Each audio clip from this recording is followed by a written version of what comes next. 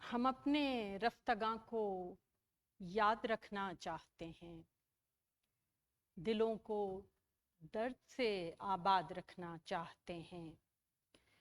بہت رونق تھی اس کے دم قدم سے شہر جامع، وہی رونق ہم اس کے بعد رکھنا چاہتے ہیں۔ خواتین و حضرات، آداب۔ یاد رفتگاں کے ساتھ میں ہوں عنبریں حسیب عنبر۔ آج ہم جس شخصیت کو یاد کرنے کے لیے یہاں جمع ہوئے ہیں، وہ شخصیت اردو دنیا کی ایک بہت اہم، نامور، بلند قامت شخصیت، دانشور، عالم، معلم، نقاد، ڈرامہ نگار، مترجم، شاعر، ہمہ جہت شخصیت جناب شمیم حنفی۔ شمیم حنفی صاحب سے ہم سب کا تعلق بڑا گہرا اور بڑی محبت کا تھا، اس لیے کہ ان کی شخصیت نہایت شفیق تھی۔ انہوں نے اردو ادب میں جو کام کیا ہے وہ بھی یقیناً ہمیشہ یاد رکھے جانے والا کام ہے، چاہے وہ کام تنقید میں ہو یا شاعری میں ہو یا ڈرامے میں ہو، ہر طرح انہوں نے اردو ادب کے دامن کو ثروت مند کیا ہے۔ شمیم حنفی صاحب پاکستان میں بھی اتنے ہی مقبول اور اتنے ہی چاہے جاتے تھے جتنے دیگر ممالک میں۔ شمیم حنفی صاحب آرٹس کونسل کراچی کی عالمی اردو کانفرنسوں کا لازمی حصہ رہے، اور یہ ہم سب کی خوش قسمتی ہے کہ ان کانفرنسوں کے ذریعے ہم شمیم حنفی صاحب اور ان جیسی بہت سی نابغہ روزگار شخصیات سے بار بار مل سکے، ورنہ سچ پوچھئے تو ایسی شخصیات کی کتابوں سے، ان کے خیالات سے استفادہ کرنے کا موقع تو ملتا ہے، لیکن ان سے بار بار ملاقات کا شرف کہاں حاصل ہو پاتا ہے۔ یہ ہم سب کی خوش قسمتی ہے، اور اس کے لیے ہم سب شکر گزار ہیں آرٹس کونسل کراچی کے کہ انہوں نے شمیم حنفی صاحب سے ہم لوگوں کو بار بار ملنے کا موقع دیا۔ آج اس پروگرام میں اردو دنیا کی بہت اہم اور ممتاز شخصیات ان کو خراج تحسین پیش کریں گی۔ ان تمام شخصیات کے کئی حوالے ہیں، بڑا طویل تعارف ہے، لیکن سچ پوچھئے تو آج ہم سب کا صرف ایک تعارف ہے کہ ہم یہاں شمیم حنفی صاحب کے سوگواروں میں ہیں، غمگساروں میں ہیں۔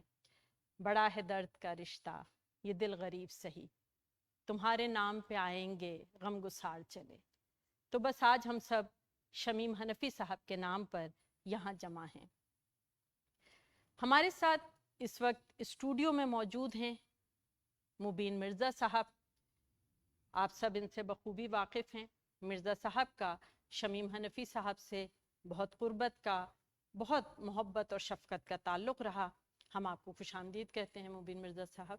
شکریہ۔ اس کے علاوہ جو شخصیات ہمارے ساتھ آن لائن یہاں موجود ہیں، وہ بھی تمام وہ شخصیات ہیں جنہوں نے شمیم حنفی صاحب کے ساتھ بڑا طویل وقت گزارا، ان کی صحبتوں سے فیض حاصل کیا، ان سے گفتگو رہی، ان کی تحریروں پر بات ہوتی رہی۔ ان شخصیات میں ہمارے ساتھ آن لائن موجود ہوں گے اصغر ندیم سید صاحب، انڈیا سے خالد جاوید صاحب، پاکستان سے ناصر عباس نیر صاحب، اور رنجیت سنگھ چوہان صاحب انڈیا سے۔ شمیم حنفی صاحب گنگا جمنی تہذیب کے نمائندہ تھے، اور یہی سبب ہے کہ ان کی شہرت، ان کی محبت کسی ایک سرحد، کسی ایک زبان تک محدود نہیں تھی۔ رنجیت سنگھ چوہان صاحب کا بڑا قریبی تعلق رہا ہے شمیم حنفی صاحب سے۔ وہ ان کے ساتھ پاکستان کے سفر میں بھی ساتھ ہوتے تھے، اور پھر جب علالت کے دن تھے تو اس وقت بھی رنجیت سنگھ صاحب ان کے ساتھ تھے، باوجود اس کے کہ اس وقت وہ خود بھی کرونا کا شکار تھے۔ تو ہم سب سے پہلے چاہیں گے رنجیت سنگھ چوہان صاحب سے بات کرنا کہ وہ شمیم حنفی صاحب کو کس طرح یاد کرتے ہیں اور ان کے جانے کے بعد کیا محسوس کر رہے ہیں۔ رنجیت سنگھ چوہان صاحب، انڈیا، دہلی سے۔ بہت شکریہ ڈاکٹر صاحب، بہت شکریہ تو ڈاکٹر یہ صاحبہ۔ خالد صاحب آپ کی آواز جو ہے آ رہی ہے۔ آداب ڈاکٹر صاحبہ، افضل صاحب بہت عرصے کے بعد دیکھا، بہت بہت آداب۔ ناصر عباس نیر صاحب آداب۔ مبین مرزا صاحب،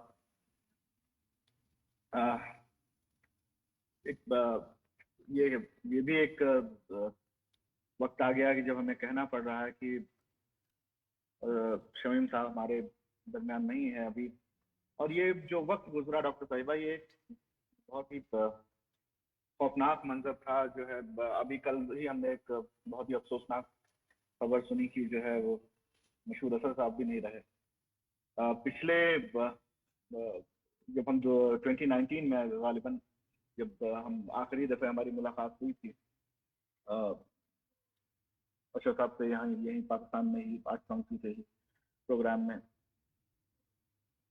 تو شمیم صاحب کا جانا ہم لوگوں کے لیے ایک پرسنل لاس کی طرح ہے ڈاکٹر صاحبہ۔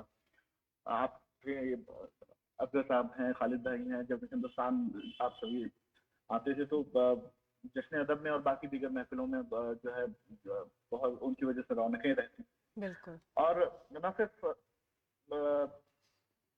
اس حوالے سے کہ وہ انسان تو خیر آپ لوگ بات گفتگو کریں گے، لیکن جب آخری وقت ملال یہ رہا ڈاکٹر صاحبہ کہ ہم کسی یہ تھوڑی سی پرسنل گفتگو ہو جائے گی۔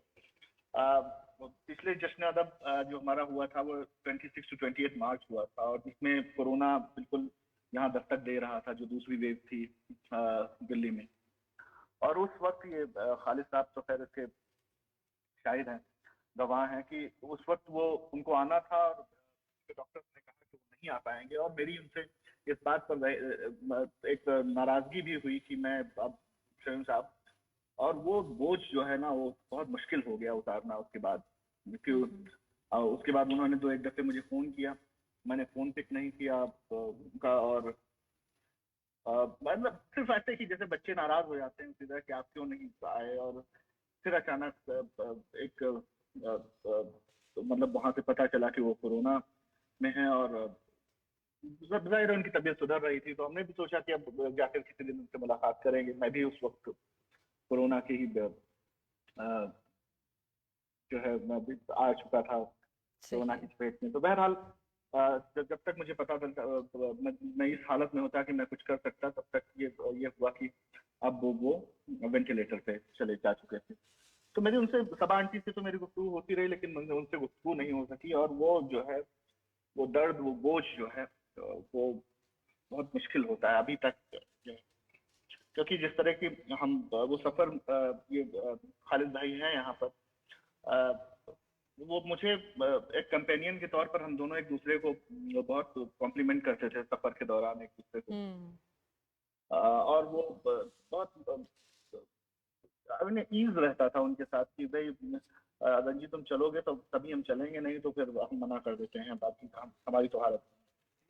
تو پچھلی دفعہ تو یہ حالات بھی نہیں تھے کہ ہم لوگ آ سکتے تھے، لیکن ان کی ضد تھی کہ نہیں ہمیں جانا ہے، اور یہ دیکھیے کہ وہ آخری سفر ہو گیا کورونا سے ٹھیک پہلے کا، جو 2019 کا جو شاید 12ویں کانفرنس تھی آرٹ کاؤنسل کی، تو وہ بہت مشکل دور تھا۔ اور اس کے بعد بہرحال تو اس سفر میں بھی انہوں نے کہا کہ جب ہم نے واگا کراس کیا اور ہم باہر گئے، تو جب ادھر اس طرف آئے تو انہوں نے کہا کہ مجھے لگ رہا ہے رنجیت کہ یہ میرا آخری سفر ہے، اب چلتے چلتے ایسے ہی کچھ تو باتیں کرنی ہی تھی، میرا آخری سفر، اس کے بعد تو میرا آنا نہیں ہوگا۔ انہوں نے آپ ایسی باتیں کیوں کرتے ہیں، جب اس میں آ گئے تو آگے بھی ابھی آئندہ بھی آئیں گے۔ تو انہوں نے کہا نہیں حقیقت کبھی کبھی ہمیں ایکسیپٹ کر لینی چاہیے۔ یہ ہماری گفتگو ہو رہی تھی جب ہم واگا سے لاہور کی طرف جا رہے تھے، اور اس دوران وہ ایک پیچ آتا ہے جس میں ہم کو وہاں سے امیگریشن تک جو ہے پیدل جانا ہوتا ہے. تو اس دوران ہم گفتگو کرتے ہوئے جا رہے تھے اور یہی وہ کہتے ہوئے کہ مجھے لگتا ہے کہ اب نہیں, کیونکہ میں بہت پہلے وہ اشوک واجپئی صاحب ہمارے ہندی کے پوئٹ ہیں, اور بھی لوگ جو ہے ساتھ میں گئے تھے, تو اس طرح سے وہ اس کا ذکر کرتے رہے کہ ہم اس ایک دفعے اس سے پہلے اور آئے تھے اور وہ کہہ رہے تھے کہ اسلام آباد بھی ہمیں چلنا چاہیے. بہرحال ہمارے پاس وقت نہیں تھا, ضیاء الحسن صاحب وہاں تھے اور وہ ان کو لے کے چلے گئے. شکیل جازب صاحب ہمارے دوست تھے, وہ ہم کو وہاں سے انہوں نے ہمارا مطلب بہت ہی کوئکلی ساری چیزیں انہوں نے مکمل کرائی, جو بھی فارمیلٹیز تھی, اور ہم چلے آگے گئے. وہاں سے آپ یقین کریں 3 دن ہماری ان کی ملاقات لاہور میں نہیں ہوئی. ہم ایئر کرافٹ میں ملے, لاہور سے کراچی گئے, اور کراچی میں دوستوں سے وہ پوچھ رہے تھے کہ بھائی ہم اپنے دوستوں کے ساتھ ہو گئے. مجھے معلوم تھا کہ وہاں جانے کے بعد وہ بالکل ایک کمفرٹ زون میں ہو جاتے ہیں, اور وہاں جانے کے بعد وہ کسی سے پوچھ رہے تھے, شاید مجھے لگتا ہے شاہد رسام صاحب تھے, اور کسی اور سے انہوں نے ذکر کیا کہ بھائی کسی نے رنجیت کو دیکھا, 3-4 دن ہو گئے کراچی آئے ہوئے, ابھی تک وہ مجھے ملے نہیں ہیں. تو انہوں نے کہا کہ شمیم صاحب وہ اپنے دوستوں کے ساتھ ہے, آپ اپنے دوستوں کے ساتھ ہیں, پھر جاتے وقت میں ملاقات ہو ہی جائے گی. اور اس کے بعد تو پھر بہرحال ہندوستان کی یہ ہے کہ گفتگو تو ہماری جو ہے ہوتی رہتی تھی. دیکھیے پرسنل طور پہ باقی باتیں ان کے کام پہ, ان کے جو ہے اسٹیچر پہ باتیں کرنے کے لیے تو پوری رات گزر جائے گی بہت وقت میں. یہ اظہر صاحب ہیں ہمارے, جو وہ ہندوستان آئے تھے پچھلی دفعے غالباً 2015 میں 16 میں, تو ادھر نیرج صاحب, شمیم حنفی صاحب اور بیکل صاحب, کتنے لوگ جو ہے وہ تھی. اور وہ نہ صرف محفلوں کی رونق ہوا کرتے تھے بلکہ اتنی سنجیدگی جس طرح سے وہ کسی بھی پینل ڈسکشن کے دوران جو ہوتی ہے ان کی, جو ان کا انوالومنٹ ہوتا تھا, وہ تو خیر ہے. میں آپ کو ایک بات یہ کروں کہ جب یہ دور تھا اس کا کووڈ کا, اور جس وقت جو ہے ان کی طبیعت بگڑنے لگی, تو غزالہ باجی نے کہا کہ رنجیت کیا جو ہے ان کو کووڈ تو ہے نہیں, ایسا یہ ہے. تو میں نے کہا کووڈ تو نہیں ہو سکتا, آپ کو وداؤٹ کووڈ ہاسپٹل ملنا تو ممکن نہیں ہے, کیونکہ ان کو کووڈ سے ہی یہ ہے. تو مجھے جو ہے آخری اس میں جو ہے مجھے جتنا پتا چلا, انہوں نے بتایا کہ کامنا پرساد جی کا میرے پاس فون آیا, اور انہوں نے مجھ سے کہا کہ رنجیت اگر یہ ٹھیک ہو گئے کسی طرح سے, تو جو ہم لوگوں نے ایفرٹس کیے ہیں وہ ضائع نہیں ہوں گے. وہ بہت, لیکن ہم لوگ تو یہی امید کر رہے تھے, ان کو ہاسپٹل لے جایا گیا. جانے کے بعد ان کو وہاں تو کچھ دقتیں ہوئیں, اس کے بعد ان کو پھر واپس لے آیا گیا, وہ رکے ہی نہیں ہاسپٹل میں. اور پھر دوسری دفعہ جب گئے تو اس کے بعد پھر تو خیر آپ لوگ سب جانتے ہیں کیا ہوا. تو یہ ایک لاس تھا. بستر جو ہے ڈاکٹر صاحبہ بہت ساری باتیں کی جانی چاہیے, لیکن ایک وہ بوجھ جو مجھے آج ابھی تک جو ہے وہ پریشان کرتا ہے کہ آخر جب وہ وقت آیا جب ان کا فون نہ اٹھا پانا مجھے, مطلب ایک ایسا نہیں ہے میری ان سے میں ہر بات کبھی کبھی ان سے ناراض ہو جایا کرتا. ناراضگی کیا تھی, بس وہی ترنت نکالی کہ بھائی آپ جو ہے کیوں, آپ نے کیوں نہ, آپ کو آنا چاہیے تھا, ہم نے سب کچھ یہ کر دیا. تو ہم ضد بھی کرتے تھے, ان سے لڑ بھی لیتے تھے, ان کو وہ بھی کر دیتے تھے, اور اس بات کو برا نہیں مانتے تھے کہ ہلکی سی بہت کم مسکراتے تھے وہ کسی بات پر, لیکن وہ مسکراہٹ جو آج تک وہ دلوں پر ہے ہم سب کے, بس وہی وہ مسکراہٹ ہی بچی ہوئی ہے. باقی تبسم آپ سے, باقی تو اب کچھ کہنے کے لیے کیا ہے. باقی خالد جاوید صاحب اور افسر صاحب, مبین مرزا صاحب, ناصر عباس مرزا صاحب, یہ سب تو ملاقات وہاں ہوتی رہتی سب سے. اور آخر میں جب میں آپ کو بتاؤں کہ جب ہم لوگ ایئرپورٹ پہ آ گئے تھے لاہور سے, لاہور مشہور اشر صاحب بھی اس میں تھے, تو انہوں نے نکلتے وقت جو ہے, ضیاء صاحب اگر سن رہے ہوں گے اس گفتگو کو, تو جب وہ نکل رہے تھے تو انہوں نے کہا کہ اچھا ضیاء صاحب ہم چلتے ہیں, جب ایئرپورٹ واگا بارڈر کی طرف جانے, تو مشہور صاحب نے کہا کہ اگلے کانفرنس میں ہو سکتا ہے ملاقات. تو وہ جیسے کھینچ کر کے لفظوں کو کہتے تھے کہ اب اگلا کہاں, اب مشہور صاحب پتہ نہیں کیا ہو, اگلی دفعہ نہیں کہا جا سکتا. تو ضیاء صاحب نے ٹوکا بھی انہیں کہ اب ایسا نہ کہیں, ابھی تو ہم لوگوں کو ملنا بھی ہے, پھر سے ابھی ملاقات ہوگی. تو انہوں نے کہا کہ نہیں اب دیکھتے ہیں, خیر ओह। पता नहीं वो मायूसी क्या, उन्होंने क्या उनको ऐसा लगा, और उसके बाद से फिर आज से रंजीत जी सिंह डॉक्टर। साहब, आपका एक बहुत बड़ा काम ये रहा कि जिन दिनों शमीम हनफी साहब की अलालत की खबर आ गई और हम सब दुआ गो थे और परेशान भी थे, तो शमीम हनफी साहब की सेहत के बारे में ये पाकिस्तान में उनके तमाम अहबाब को अपडेट करते रहे मुसलसल, और हम सब की परेशानी में ये बहुत बड़ा सहारा थे कि हम लोग इनसे अपडेट लेते रहे कि अब शमीम हनफी साहब की क्या सूरत हाल है, अल्लाह उन्हें सेहत दे। ज़ाहिर हम सब दुआ कर रहे थे, लेकिन बस कहिए कि कोरोना जो बहुत बड़े नुकसानात कर गया हमारे, उनमें से एक बड़ा नुकसान ये है कि शमीम हनफी साहब को हमसे ले गया। अल्लाह ताला उनकी मग़फ़िरत फरमाए। बहुत शुक्रिया रंजीत सिंह साहब कि आप हमारे साथ इस प्रोग्राम में शरीक हुए। शमीम हनफी साहब पर हम भी कुछ गुफ्तगू करना चाहेंगे, इसलिए कि ये हमारी खुशकिस्मती है कि शमीम साहब की शफ़क़त हमें हासिल हुई। वो जब भी पाकिस्तान आते ज़रूर उनसे मुलाकात होती, उनसे बातें होती, और सच बात यह है कि उन्होंने हमें हमेशा जो मशवरे दिए वो हमारे बहुत काम आए। मसलन जिस ज़माने में हम पीएचडी कर रहे थे, तो उन्होंने हमसे कहा कि मैं काफ़ी अरसे से आता हूँ और पूछता हूँ कि आप क्या कर रही हैं, तो आप बताती हैं कि पीएचडी कर रही हूँ, तो आखिर आप थीसिस जमा क्यों नहीं करा देती? तो हमने बताया कि हनफी साहब हम मुतमईन नहीं हो पा रहे हैं, हमें लग रहा है कि अभी मज़ीद काम करना चाहिए। तो उन्होंने कहा कि देखें, मुतमईन तो आप कभी भी नहीं होंगी, लेकिन आप पीएचडी को ज़िंदगी का मकसद या हासिल मत समझ लीजिए।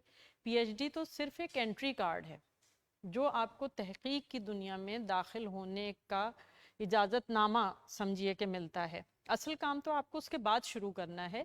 तो आप जितना आपने काम कर लिया है, मुकम्मल हो चुका है, तो उसको जमा करा दीजिए, उसको मज़ीद संवारने की कोशिश ना कीजिए। ज़िंदगी पढ़िए, आगे और काम कीजिएगा और उससे संवारती रहिएगा।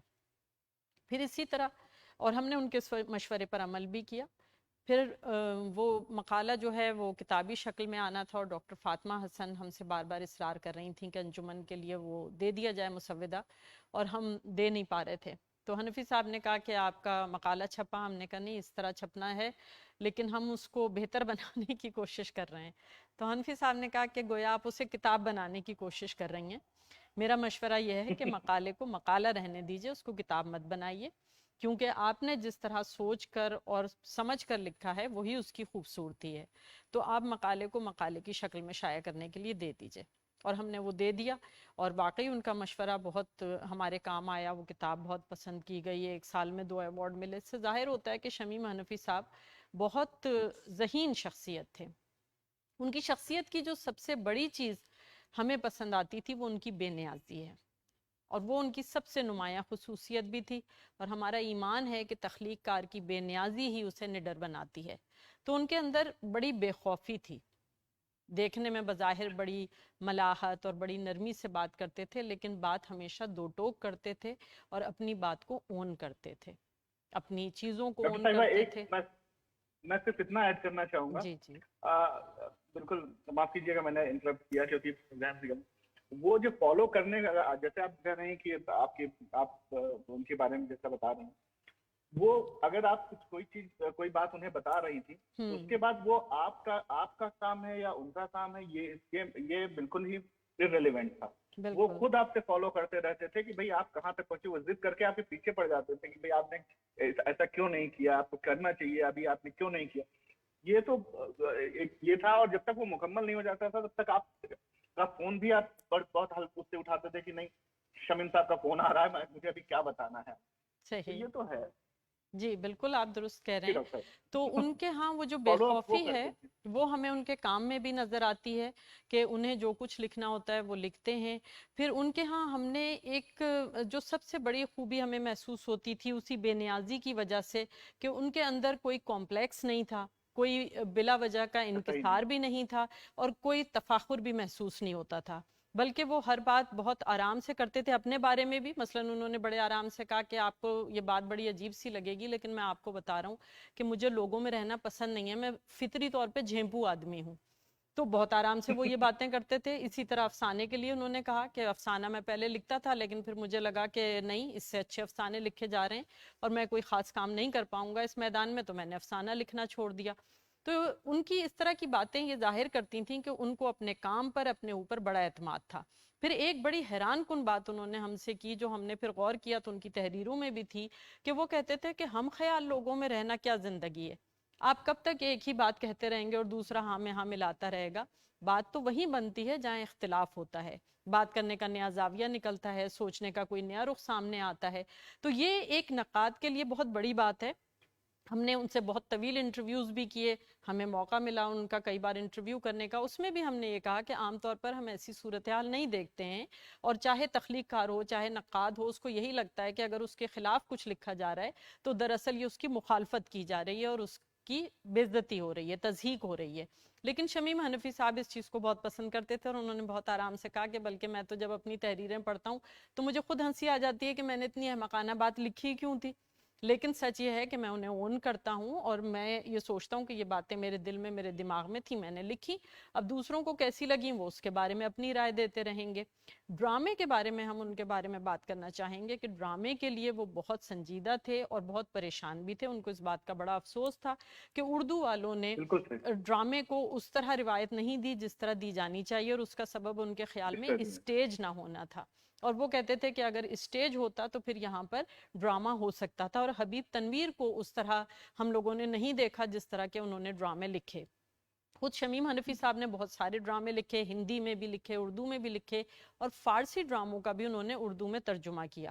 ان کی ایک بڑی متوازن شخصیت تھی, اور اس کا ایک سبب ظاہر ہے یہی تھا کہ ان کو اعجاز حسین صاحب اور احتشام حسین صاحب, آل احمد سرور صاحب, فراق گورکھپوری صاحب جیسے اساتذہ کی صحبت اٹھانے کا موقع ملا. تو ان کی شخصیت میں ایک اس قدر لچک تھی کہ ابھی جشن اردو کے ہم پروگرام کرتے تھے, اس میں بھی ان کا انٹرویو کر رہے تھے, تو ہم نے ان سے کہا کہ آپ تو ترقی پسند نہیں ہیں, آپ تو جدیدیت پسند ہیں. تو انہوں نے کہا آپ سے کس نے کہا کہ میں ترقی پسند نہیں ہوں. تو یعنی وہ نظریہ پرست بھی نہیں تھے اور کسی نظریے کی قید کو پسند نہیں کرتے تھے, بلکہ ان کی شخصیت میں ان کے رویے میں بڑی لچک تھی. اور ہمیں لگتا ہے کہ اگر ہم ان کو یاد کرنا چاہتے ہیں, ہم ان کو خراج تحسین پیش کرنا چاہتے ہیں, تو اس کا سب سے بڑا طریقہ یہی ہے کہ ہم اپنے اندر وہی وسعت نظر پیدا کریں, اپنے دلوں میں وہ وسعت پیدا کریں کہ ہم ایک دوسرے کو برداشت کر سکیں, ایک دوسرے کو سن سکیں, اور ایک دوسرے کے لیے دلوں میں محبت پیدا کر سکیں. شمیم حنفی صاحب کی اعلیٰ ظرفی کا ایک واقعہ ہم آپ کو بتاتے چلیں کہ ہم اپنے رسالے اسالیب کے لیے ان کا انٹرویو کرنے گئے, اور وہ انٹرویو بڑا طویل تھا, اور اس واقعے کے گواہ مبین مرزا صاحب بھی ہیں اور آصف فروخی مرحوم بھی تھے, کہ وہ بڑا طویل انٹرویو ریکارڈ ہوا لیکن کسی ٹیکنیکل خرابی کی وجہ سے وہ ریکارڈ نہیں ہو سکا. اور ہم اس قدر پریشان ہو گئے کہ اب ان کو کیسے یہ بتایا جائے کہ وہ 2 گھنٹے جو انٹرویو دیتے رہے ہیں اس میں سے ایک لفظ ریکارڈ نہیں ہوا ہے, اور ہم اس قدر پریشان تھے. اور جب ہم لوگ رخصت ہونے لگے تو ایک چیز کام آ گئی کہ وہ لفٹ کے بجائے سیڑھیوں سے ہم لوگوں کو چھوڑنے کے لیے نیچے تک آئے, جبکہ ہم ان کو منع بھی کرتے رہے کہ آپ تشریف رکھیے ہم چلے جائیں گے, لیکن انہوں نے کہا کہ نہیں میں ساتھ جانا چاہوں گا. اور انہوں نے کہا لفٹ میں استعمال نہیں کروں گا کیونکہ مجھے سائنس کی ایجادات پر کوئی خاص بھروسہ نہیں ہے.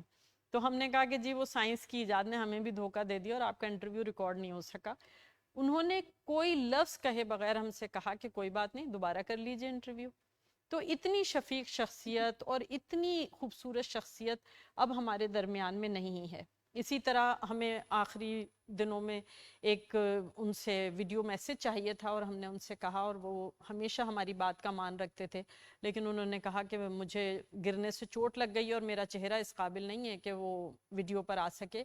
تو انہوں نے اس حالت میں بھی, جبکہ ان سے بولا بھی نہیں جا رہا تھا, انہوں نے آڈیو میں وہ میسج کر کے ہمیں دے دیا. تو شمیم حنفی صاحب جیسی شخصیت ہمیں نہیں لگتا کہ اب ایسے سانچے موجود ہیں بی اور ایسی شخصیات مزید موجود ہیں.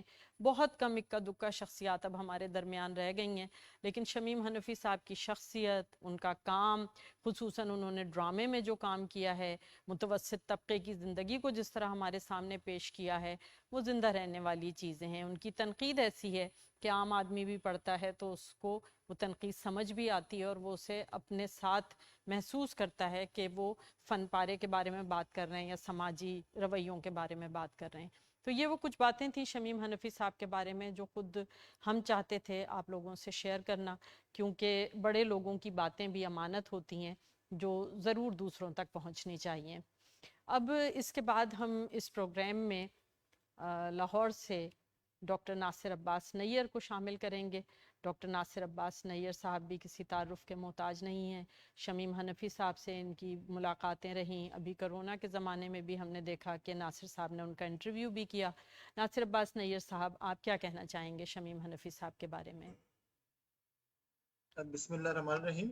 بہت شکریہ ڈاکٹر امبرین صاحبہ اور جناب اسکر الدین سید صاحب، جناب رنجیت چوہان صاحب، خالد جاوید صاحب، امیر مرزا صاحب اور جو باقی خواتین حضرات دیکھ رہے ہیں. آرٹس کونسل کا بھی شکریہ کہ انہوں نے مجھے اس تعزیتی ریفرنس میں گفتگو کی دعوت دی، اور میں سمجھتا ہوں کہ شمیم حنفی صاحب کو آرٹس کونسل کی طرف سے اس طرح کے پروگرام کیا جانا چاہیے تھا. اور ایک قرض بھی تھا آرٹس کونسل پر کہ جب سے اردو کانفرنس ہو رہی تھی تو شمیم حنفی صاحب باقاعدہ اس کانفرنس میں تشریف لا رہے تھے، اور اس کانفرنس میں جو ممتاز ترین شخصیات شامل ہوتی رہیں ان میں شمیم صاحب تھے. اور میرا خیال ہے، مجھے تو کوئی ایسی کانفرنس یاد نہیں ہے جس میں شمیم صاحب نہ آئے ہوں اور انہوں نے کلیدی خطبہ پیش نہ کیا ہو. تو اس لیے کانفرنس میں نے جتنا بھی اردو ادب پر اثر ڈالا یا کوئی نئی تحریک پیدا کی، تو اس میں بہرحال جس طرح انتظار صاحب کا حصہ تھا وہ بھی چلے گئے، مسعود اظہر صاحب آج رخصت ہو گئے، ان کا بھی حصہ تھا. اس طرح شمیم حنفی صاحب کا بھی ایک بہت اہم حصہ تھا. تو اس لیے یاد کیا جانا چاہیے تھا، اور یہ خوشی کی بات ہے کہ آج یہ یاد کیا جا رہا ہے اور ہم سب جمع ہیں. شمیم صاحب کی شخصیت کے بہت سے پہلو ہیں، اور میں ظاہر ہے یا ہم میں سے کوئی بھی ان تمام پہلوؤں پر کوئی مفصل گفتگو نہیں کر سکتا، نہ اس کی اجازت یہ پروگرام کا فارمیٹ دیتا ہے. انہوں نے 50 سے زیادہ کتابیں لکھی، ایک بھرپور زندگی بسر کی. تو ایک تو ان کی کنٹریبیوشن کتابوں کی شکل میں تھی جو بہت پھیلی ہوئی ہیں، جو تنقید کی کتابیں ہیں، تراجم بہت اہم کیا انہوں نے. جی. اس کے علاوہ بچوں کا ادب لکھا، اور کتنے رسالہ جامعہ وہ مرتب کرتے رہے، اور پھر ڈرامے جن کی طرف آپ نے اشارہ کیا وہ لکھے، ڈرامے لکھے، اور پھر شاعری کی کتاب دی. لیکن اس کے علاوہ انہوں نے جو گفتگویں کی ہیں ان کی بھی بہت اہمیت ہے. تو ہر ادیب میرا خیال ہے اس کی جو کنٹریبیوشن ہوتی ہے ان دونوں کو سامنے رکھنا چاہیے کہ وہ جو کچھ لکھتا ہے اور جو گفتگو کرتا ہے وہ گفتگو بھی اور خاص طور پر ہمارے جیسے معاشرے جو جن کا ایک بڑا بیک گراؤنڈ ایک اورل ہے، اس کا ٹریڈیشن کا ہے، تو اس میں گفتگوؤں کا زیادہ ایک اثر ہوتا ہے. بلکہ ہمارے یہاں سب سے زیادہ اگر جو کامیاب ہوتی ہیں کانفرنسیں یا فیسٹیولز کامیاب ہوتے ہیں تو ان کے پیچھے ایک جو تاریخی وجہ ہے وہ اورل ٹریڈیشن کا بھی ہے. تو لہٰذا شمیم صاحب نہ صرف تحریر میں ایک وہ خاص ایک اسلوب رکھتے تھے، خاص رنگ کے خیالات رکھتے تھے، بلکہ ان کی جو گفتگو میں تھی وہ بھی بہت اہم ہوتی تھی. جس طرح آپ نے امرین صاحبہ نے کہا اور رنجیت چوہان صاحب نے بھی کہا کہ وہ بہت دھیمے انداز میں گفتگو کرتے تھے، لیکن ان کا جو دھیما لہجہ تھا اس میں بہت زیادہ اعتماد تھا، اور وہ اعتماد جو تھا وہ ادب کے خاص ویژن کا دیا ہوا تھا. ان کے پاس ادب کا خاص تصور تھا.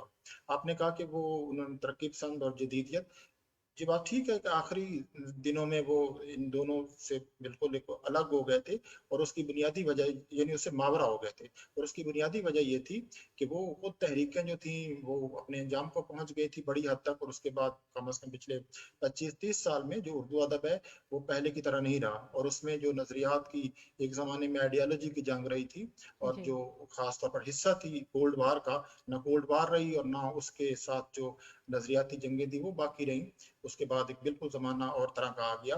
تو اس لیے بھی وہ یہ کہنا مشکل ہے کہ وہ ترقی پسندی یا جدیدیت میں تھے. لیکن اگر ہم ان کی میں سمجھتا ہوں کہ اس سے پہلے میں ایک بات اور کہنا چاہتا ہوں جس کو ہم کہہ سکتے ہیں کہ ان کی تنقید کو اگر ہم سمجھنا چاہتے ہیں تو 2-3 چیزیں ضرور دیکھنی چاہیے. ایک یہ کہ جو شمیم صاحب تھے وہ صرف ادب کے آدمی نہیں تھے.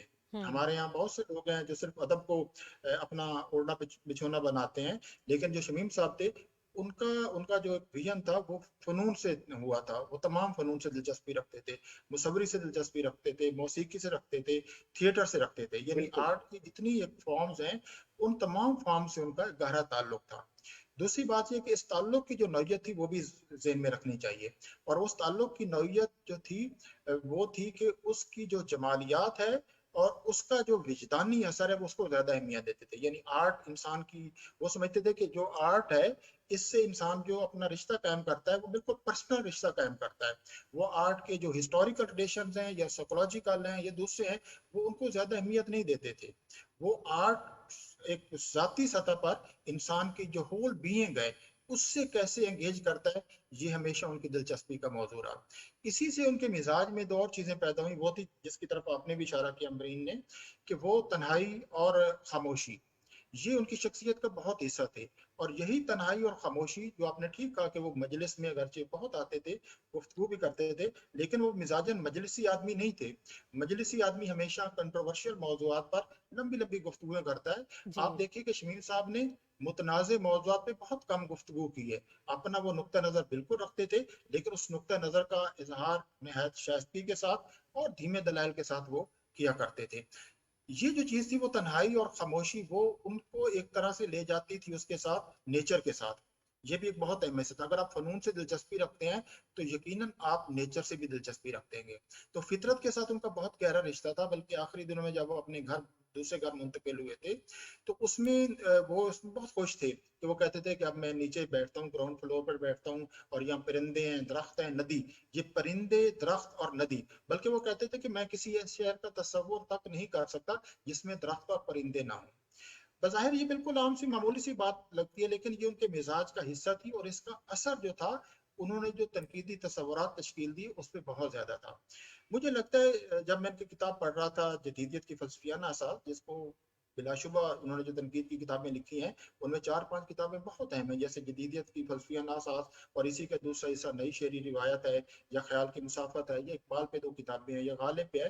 تو ان میں اس کتاب میں خاص طور پر جب وہ جدیدیت کو ڈیفائن کرتے ہیں اور مغربی جدیدیت کو, تو وہاں انہوں نے, وہ اردو کے واحد نقاد ہیں جنہوں نے اس کو ڈیفائن کیا ہے. وہ کہتے ہیں کہ جو ایک جدیدیت ایک دوسرا ورژن بھی ہے جو ایک مشرقی تصور ہے, اور وہ ذہن بدھ مت. انہوں نے ذہن بدھ مت کے بہت سے تصورات کو اپنی اس کتاب میں کیا, لیکن وہ بدقسمتی سے ہمارے ہاں زیادہ ہائی لائٹ نہیں ہوئے. ہمارے ہاں جب بھی جدیدیت کا لفظ آتا ہے, اصطلاح آتی ہے, تو اس سے فوراً ہمارا جو ذہن ہے وہ مغربی جدیدیت کی طرف چلا جاتا ہے, اور پھر ہمارے جو جذبات ہوتے ہیں وہ بھی اسی طرح کے ہو جاتے ہیں جو مغربی جدیدیت. لیکن انہوں نے ایک جدیدیت کا ہم کہہ سکتے ہیں کہ متبادل جو تصور تھا وہ مشرق میں سے کیا تھا, اور ذہن بدھ مت. ذہن بدھ مت میں بھی خاموشی کا بہت تصور ہے. آپ دیکھیے کہ جو شمیم صاحب تھے اپنی تنقید میں ایک جملہ بار بار دہراتے تھے کہ ادیب کا کام ہے کہ وہ اپنے زمانے کی جیتی جاگتی زندگی کو پیش کرے. اب وہ جو جیتی جاگتی زندگی ہے اس کو پیش کرنے کے لیے آپ کو کسی نظریے کی ضرورت نہیں ہے, وہ آپ کو نظر آ رہی, آپ اس کو دیکھیے, اس کو محسوس کیجئے, اور اس کو اپنے ادب میں پیش کیجئے. یہی جو ڈیلی ریالٹی ہے یہ آپ کو ذہن بدھ مت میں ملتی ہے. ذہن بدھ مت کسی بڑے نظریے کو نہیں مانتا, وہ کہتا ہے کہ آپ صرف جو عام آرڈینری ریالٹیز ہیں آپ ان کو دیکھیے. ایک اور بہت ہی جو فلسفیانہ نقطہ تھا جس کو شمیم صاحب نے بھی اہمیت دی, وہ یہ تھی کہ انہوں نے یہ تقابل کیا ہے کہ ذہن بدھ مت میں وہ لینگویج کو ایک طرح کی انٹرونشن کہتے ہیں. وہ کہتے ہیں کہ آپ ڈیلی ریالٹی کو جسٹ آبزرو ود, یعنی بیئر اٹینشن کا جو تصور ہے وہ ذہن بدھ مت میں ہے. اور وہ جو ادب وہ کہتے تھے, اور جو لینگویج ہے جس میں انٹروین کرتی ہے. تو لہٰذا وہ شمیم حنفی صاحب بھی تھے, وہ ادب کے تمام مطالعات میں جن میں جو لسانی نظریات ہیں جیسے پوسٹ ماڈرنزم, پوسٹ اسٹرکچرلزم وغیرہ, ان کے اس لیے بھی وہ ان سے ان کی ہم آہنگی قائم نہیں ہو سکی تھی کہ یہ سارے لینگویج بیسڈ تھے. اسی طرح وہ کہتے ہیں کہ جب آپ ایک دفعہ انہوں نے ایک واقعہ لکھا ہے, کہتے کہ میں ایک دوست کے ساتھ جا رہا تھا, وہ شام کو واک کرتے تھے رام چندرن کے ساتھ خاص طور پر, اور درختوں کے بہت قریب جاتے تھے. کہتے کہ میں نے بڑی جو پرانا درخت تھا اس کو غور سے دیکھتا رہا, تو میرا ایک دوست تھا, وہ کہنے لگا کہ آپ کو یہ درخت آپ جانتے ہیں کیوں اچھا لگ رہا ہے؟ شمیم صاحب نے کہا بس اچھا لگ رہا ہے. تو انہوں نے پوچھا شاید آپ کو اس لیے اچھا لگ رہا ہے کہ یہ روایت کی نمائندگی کرتا ہے. تو شمیم صاحب کہتے ہیں کہ میں نے کہا مجھے اس سے کوئی دلچسپی نہیں ہے کہ یہ کس کی نمائندگی کرتا ہے, میرے لیے درخت بطور درخت اہم ہے. یہاں سے بھی آپ دیکھیے کہ وہ اسی طرح کا, اس کو اگر آپ دیکھیں کہ وہ ادب کا جب مطالعہ کرتے کہ ڈیلی ریالٹی جو موجود ہے اس کو پیش کریں, اور اسی وجہ سے انہوں نے جو سیاہ فام ادب تھا اس پہ کتاب سہیل احمد فاروقی کے ساتھ مل کے مرتب کی, لاطینی ادب پہ لکھا, پھر رات شہر اور زندگی اس میں پیش کیا, کلکتہ کے شہر پہ, پاکستان اور خاص طور ان کے جو اسمبلاج ہے وہ بہت زیادہ اہمیت رکھتے ہیں. جو سنگ میل سے کتاب ان کی شائع ہے جس میں گجرات کے بارے میں, بغداد کے بارے میں, ہندوستان اور پاکستان کے بارے میں. تو اس طرح ان کا جو, اس میں کوئی شک نہیں کہ ان کی تنقید جو تھی وہ بہرحال جدید تنقید تھی, لیکن وہ ہم ان کے معاصرین سے بالکل مختلف تھی. ان کے جو معاصرین تھے وہ ادب میں معنی کو زیادہ اہمیت دیتے اور معنی کی انٹرپریشن کو. شمیم صاحب کی جو تنقید ہے وہ ادب کے تاثر کو اور ادب کی جو وجدانی کیفیات ہے ان کو, یعنی شمیم صاحب کی تنقید سیمانٹک سے زیادہ جو ایک آپ چلیے کہ ورڈ سے پیدا ہونے والی پکچر اور جو اس کی فونالوجیکل ساؤنڈز ہیں ان کو زیادہ نہیں. وہ کہتے ہیں کہ شاعری ہمیں اس لیے یہ یاد رہتی کہ اس میں کوئی معنی ہے. وہ کہتے ہیں شاعری اس لیے ہے کہ وہ ایک ساؤنڈ امیج کے طور پر ہمارے آتی ہے, یعنی اس میں آواز بھی اور ایک تصویر بھی ہے, اور وہ ہمارے راست براہ راست ہم تک پہنچتی ہے. تو اس طرح شمیم صاحب کا ظاہر ہے جس زمانہ شمیم صاحب کا تھا وہ بڑے نقادوں کا زمانہ تھا اور انہوں نے ان نقادوں سے بالکل الگ اثر کیا. یہ آپ نے ٹھیک کہا کہ ان کا احتشام حسین عالم مسرور، لیکن میں سمجھتا ہوں کہ اگر کسی کی وہ فکری وراثت کو لے کے چلے تو فراق گورکھپوری تھے. جو فراق گورکھپوری کا ہندوستانی کا تصور تھا وہ اس کو آگے لے کے چلے، اور ان کا جو تہذیب کا، ہاں وہ تہذیب کو بہت زیادہ اہمیت دیتے تھے، لیکن وہ تہذیب کہتے تھے وہ تہذیب جو فنون سے پیدا ہوتی ہے. وہ فاروقی صاحب کی طرح ہند مسلم تہذیب کے زیادہ قائل نہیں تھے، بلکہ یہ کہتے تھے کہ کلاسیکی ادب جو ہوتا ہے اس کی اہمیت، یعنی کلاسیکی ادب کی جو تصور شمیم صاحب کا تھا وہ فاروقی صاحب کے تصور سے بالکل الگ ہے. میں کوئی مقابلہ نہیں کرنا چاہتا، صرف فرق بیان کرنا چاہتا ہوں.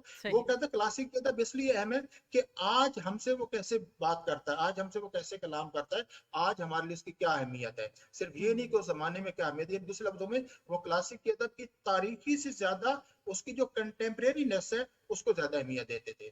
تو بہرحال اپنے زمانے کے ایک ممتاز نقادوں میں رہے، لیکن انہوں نے بالکل ایک الگ نقطہ نظر اختیار کیا.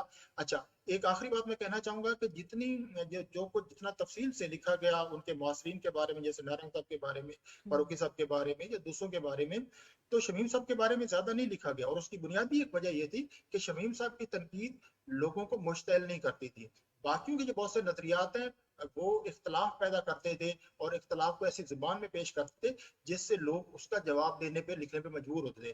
تو شمیم صاحب جو تھے، جو خاموشی اور تنہائی ان کی زندگی کا حصہ تھی، یہی خاموشی اور تنہائی ایک تخلیقی انداز میں ان کے آئی ہے. ڈراموں میں ان کے یہاں ایگزسٹنشلزم ضرور آیا ہے، شاعری میں بھی یہ تنہائی کا ذکر ہے. تماشا ان کے یہاں بہت ایک اہم چیز ہے، اور تماشے کی میں نے ان کی جوابی جوری لکھی انگریزی میں، ان میں خاص طور پر یہ مجھے لگا کہ جو تماشے کا تصور ہے، اور ان کی 2 کتابوں کے ناموں میں تماشا آتا ہے، اور ان کے اشعار میں آخر میں ایک شعر پڑھ کر یہ ختم کرنا چاہتا ہوں کہ تماشے کا ان کی جو آخری پیر کی دستک ہے اس میں ہے کہ زمین سے آسمان تک اپنے ہونے کا تماشا ہے، یہ سارے سلسلے ایک لمحہ فانی میں رہتے ہیں. تو ہم سب اسے لمحہ فانی میں ہیں، وہ اسی لمحہ فانی سے چلے گئے ہیں، اور ایک دن ہم بھی اسی لمحہ فانی سے چلے جائیں گے. شکریہ.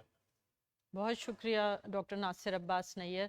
بہت اہم گفتگو کی آپ نے شمیم حنفی صاحب کے حوالے سے، اور یقیناً فراق گورکھپوری صاحب پر بہت لکھا شمیم حنفی صاحب نے، اور باوجود اس کے کہ بعض نقادوں کی طرف سے فراق گورکھپوری صاحب کو اس طرح نہیں پسند کیا گیا، لیکن شمیم حنفی صاحب اپنے موقف پہ ڈٹے رہے، اور حسن عسکری صاحب کے ساتھ انہوں نے بھی کئی ایسی تحریریں لکھیں جس میں انہوں نے دفاع کیا فراق گورکھپوری صاحب کا. تو اپنی بات وہ 2 ٹوک کرنا جانتے تھے، اور وہی بات بہت خوبصورت بات ہے کہ انہوں نے اپنی تنقید میں اپنا ایک الگ نظریہ، الگ راستہ اور ایک الگ اسلوب بنایا، اور اسی پر وہ قائم رہے، اور اس کو پسند بھی کیا گیا. ہمیں اس بات پہ فخر ہے کہ ہمارا جو پہلا شعری مجموعہ آیا اس کا فلیپ شمیم حنفی صاحب نے لکھا تھا، اور وہ یہی کہتے تھے کہ میں صرف وہ شاعری پڑھتا ہوں جو میرا دل یا تو کھینچ لے یا مجھے جینے کا حوصلہ دے. ہمارے ساتھ اس وقت اسٹوڈیو میں موجود ہیں مبین مرزا صاحب، بہت جانی پہچانی شخصیت ہیں، اور ہم سب جانتے ہیں کہ جب شمیم حنفی صاحب یہاں تشریف لائیں یا انڈیا میں ہوں تو مبین مرزا صاحب کا ان سے مسلسل ایک رابطہ رہتا تھا، اور ایک قریبی تعلق ہم سب دیکھتے رہے ہیں اور اس کے گواہ ہیں.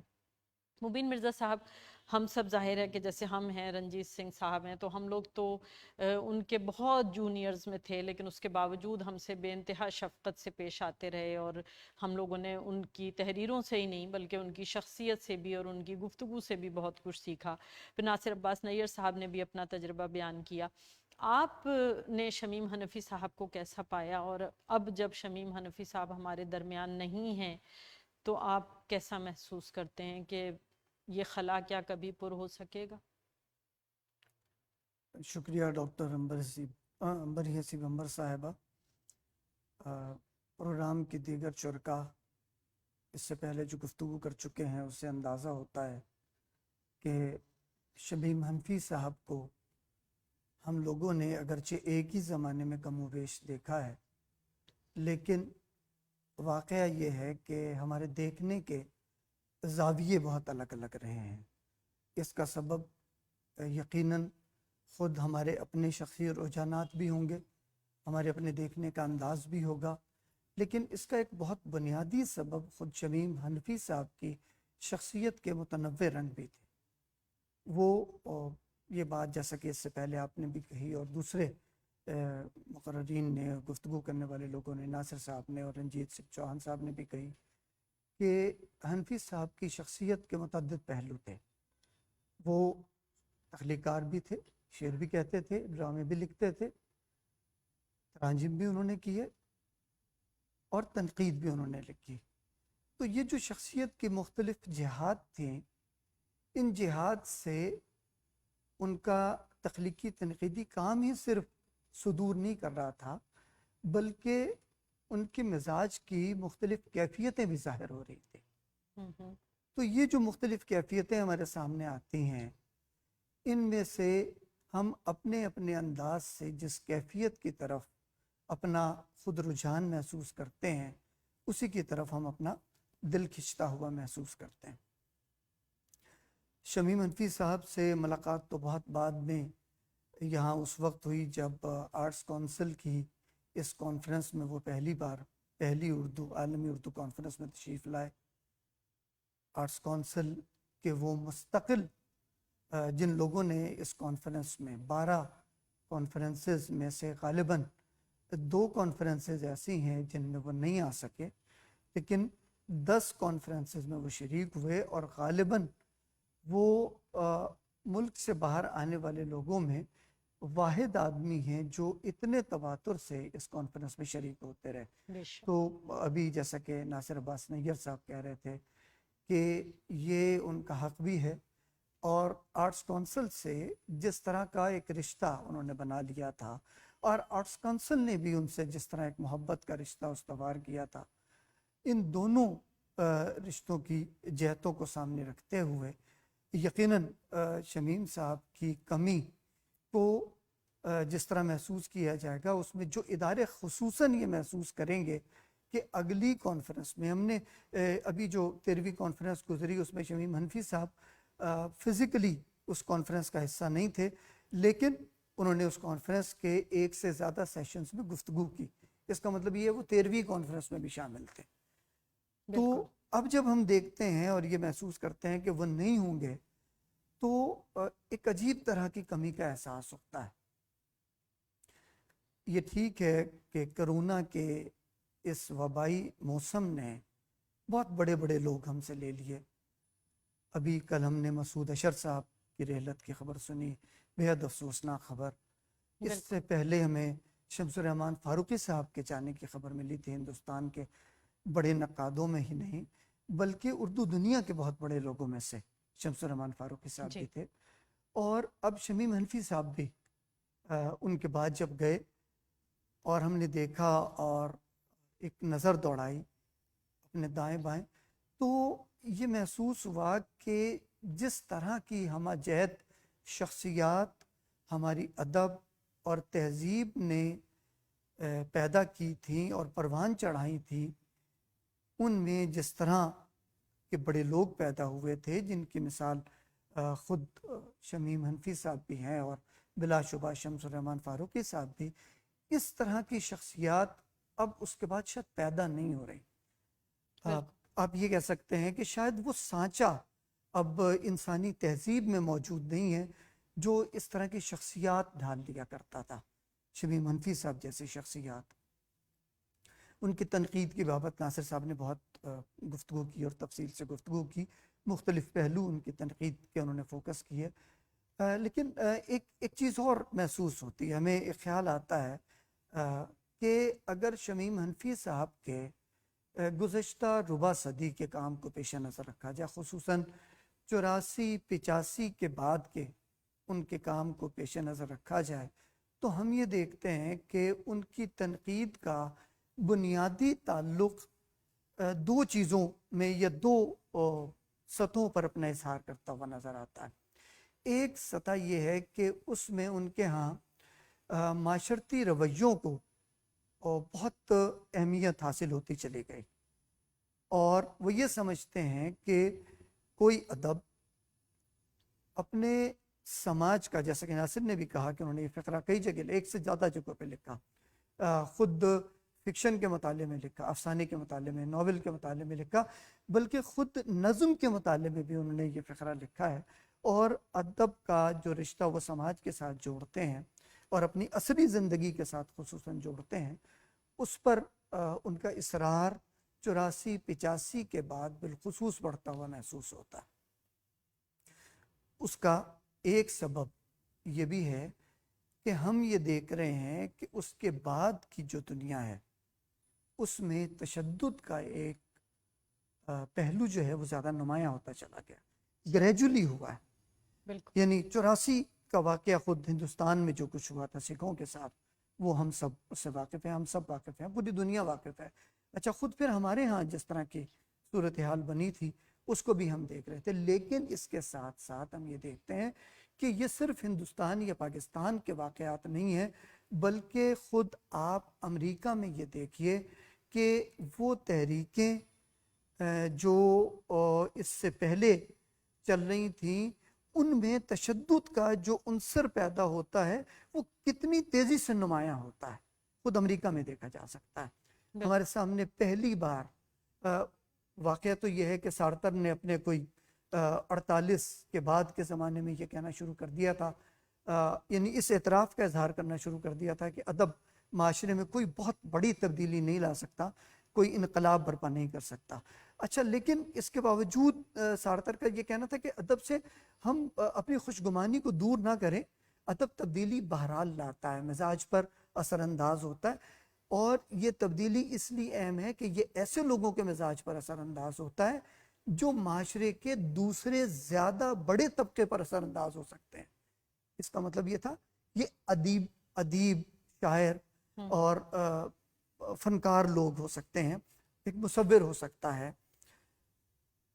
اب شمیم حنفی صاحب کے کام کی جو دوسری جہت ہے وہ ہمارے پیش نظر اس وقت ہوتی ہے جب ہم غور کرتے ہیں کہ ان کے ہاں وسعت آتی چلی گئی۔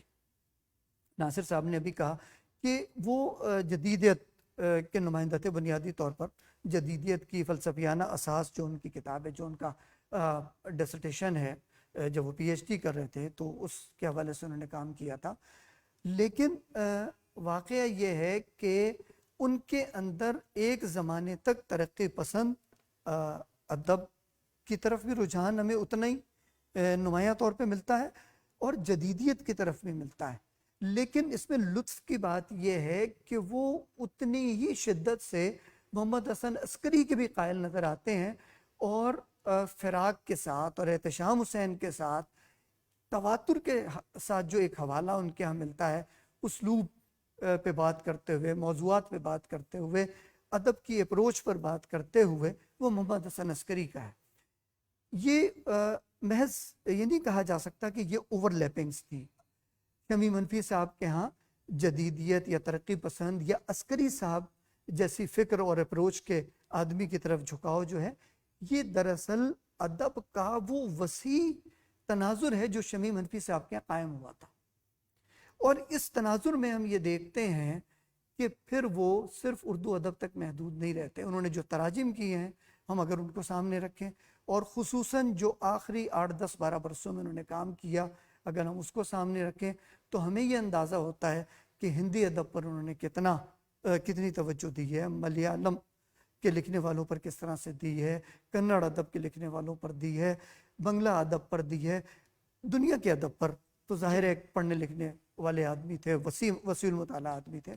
ان کا محاکمہ یہ بتاتا ہے کہ وہ مغرب کے ادب پہ بھی بات کرتے تھے، مغربی فکر کے حوالے سے بھی بات کرتے تھے، لیکن یہ وسعت جو ان کے ہاں آ رہی تھی، اس وسعت کا اظہار پھر ہم یہ دیکھتے ہیں کہ وہ اپنے جونیئر معاصرین پر بھی بہت متوجہ رہتے تھے۔ یہاں آتے ہوئے ان کے لوگوں سے ملاقات رہتی تھی، سینئر لوگوں کے پاس وہ جا کے یقیناً ملا کرتے تھے، لیکن ان کی کوشش یہ ہوتی تھی کہ ان کے 20 برس 30 برس بعد کے جو لوگ ہیں ادب میں آئے ہیں اور جو کام کر رہے ہیں اور جو سنجیدگی سے کام کر رہے ہیں اور جن کے کام میں انہیں کہیں نہ کہیں کوئی چیز ایسی نظر آتی ہے جس سے وہ یہ توقع رکھتے ہیں کہ یہ آگے والے زمانے میں ادب کے وہ لوگ ہوں گے جو ایک ادب کی پرجوش آواز کے طور پر، ادب کی ایک گونجدار آواز کے طور پر سنے جائیں گے اور پڑھے جائیں گے، تو ان لوگوں پر ان کی توجہ خصوصاً ہوتی تھی۔ انہوں نے اپنے معاصرین پر بھی لکھا، اپنے سینئرز پر تو سبھی لکھتے ہیں، ابتدا میں سبھی لکھتے ہیں، اپنے معاصرین پر انہوں نے بہت زیادہ لکھا اور اپنے جونیئرز پر بھی انہوں نے بہت زیادہ لکھا، اور ایسے ज़माने में, यानी जब नए लिखने वाले सामने आ रहे हैं और 8-10 बरस, 5 बरस, 7 बरस हुए हैं और उन्होंने ढूंढ कर उनकी तहरीरें पढ़ी हैं, उन पर लिखा है। तो शमीम हनफी साहब की तनकीद के ये जो दो पहलू हैं, एक तो उसकी वसत जहाँ पे नज़रियात और तसव्वुरात कमो बेश डाइल्यूट हो जाते हैं, तहलील हो जाते हैं और एक ऐसा मंजरनामा तश्कील पाता है जिसमें नज़रियात की वो अहमियत नहीं रहती जो एक नज़रियाती नक़ात क्या नज़र आती है, बल्कि असल अहमियत इंसानी तजर्बे की बन जाती है और उस तजर्बे की बन जाती है जो इंसानी एहसास की तश्कील करता है, जो ज़िंदगी को समझने में मुआवनत करता है और जो हमें ये बताता है कि अदब का इंसानी रूह पर असर किस तरह से होता है। तो ये शमीम हनफी साहब के यहाँ तनकीद में इस वसत की वजह से आया। और दूसरे ये वसत उनके यहाँ अपने ज़माने में ज़बानों की सरहद को भी तहलील करते हुए नज़र आती है। बिल्कुल। वो पाकिस्तान में जितने मकबूल थे ये कोई कहने वाली बात नहीं है, हम सब जानते हैं और अदब की दुनिया में ये बात बहुत अच्छी तरह समझी जाती है कि उन्हें कोई हिंदुस्तान के नक़ाद के तौर पर हमारे यहाँ नहीं जानता, हम उर्दू के एक नक़ाद के तौर पर, उर्दू के एक दानिश्वर के तौर पर जानते हैं, एक ऐसे आलिम के तौर पर, एक ऐसे दानिश्वर के तौर पर जो ज़बानों में मोहब्बत के रिश्तों के फ़रोग़ के लिए काम करता है, वो सरहदों से बाला होना चाहता है। अभी यहाँ बात हो रही थी उस पर रणजीत सिंह चौहान साहब ने जो उनके आखिरी दौरे का जिक्र किया। अच्छा, ये हम सब ने महसूस किया उस दौरे में उन्होंने बिलखुसूस ये बात कई लोगों से कही है। रंजीत सिंह साहब अपना तजर्बा बता रहे थे, ज़िया ने भी बताया, ज़ियाउल हसन साहब ने बताया। अच्छा, फिर डॉक्टर तहसीन फ़राक़ी साहब से उनकी मुलाकात हुई तो उन्होंने ये जिक्र किया कि भाई मुझे ये लगता है कि शायद मैं आखिरी बार पाकिस्तान आया हूँ। कराची में यहाँ पर आए, हम बैठे हुए थे, यहाँ आते थे तो बहुत वक्त उनके साथ गुजरता था और उनकी शफ़क़त और मोहब्बत के वो नए मौज़ूआत पर बात करने के लिए, अदब के हवाले से बात करने के लिए और अदीबों से मिलने के मौके जब पैदा होते थे, उस वक्त कोई गुंजाइश निकले तो वो हमेशा ये चाहते थे कि कुछ वक्त हम उनके साथ गुजारें और ये उनकी शफ़क़त ही थी बिलाशुबा। तो उस मौके पर भी उनसे ये सुनने को मिला तो हमने इस पर बड़े ताज्जुब का भी इज़हार किया और कि नहीं आप ऐसा क्यों समझते हैं, लेकिन खुदा जाने ये कोई एक वहबी कैफियत थी या क्या था, लेकिन वो ये महसूस कर रहे थे कि शायद ये उनका पाकिस्तान आखिरी दौरा है और आखिरी 13वीं कॉन्फ्रेंस में वो शरीक नहीं हो सके।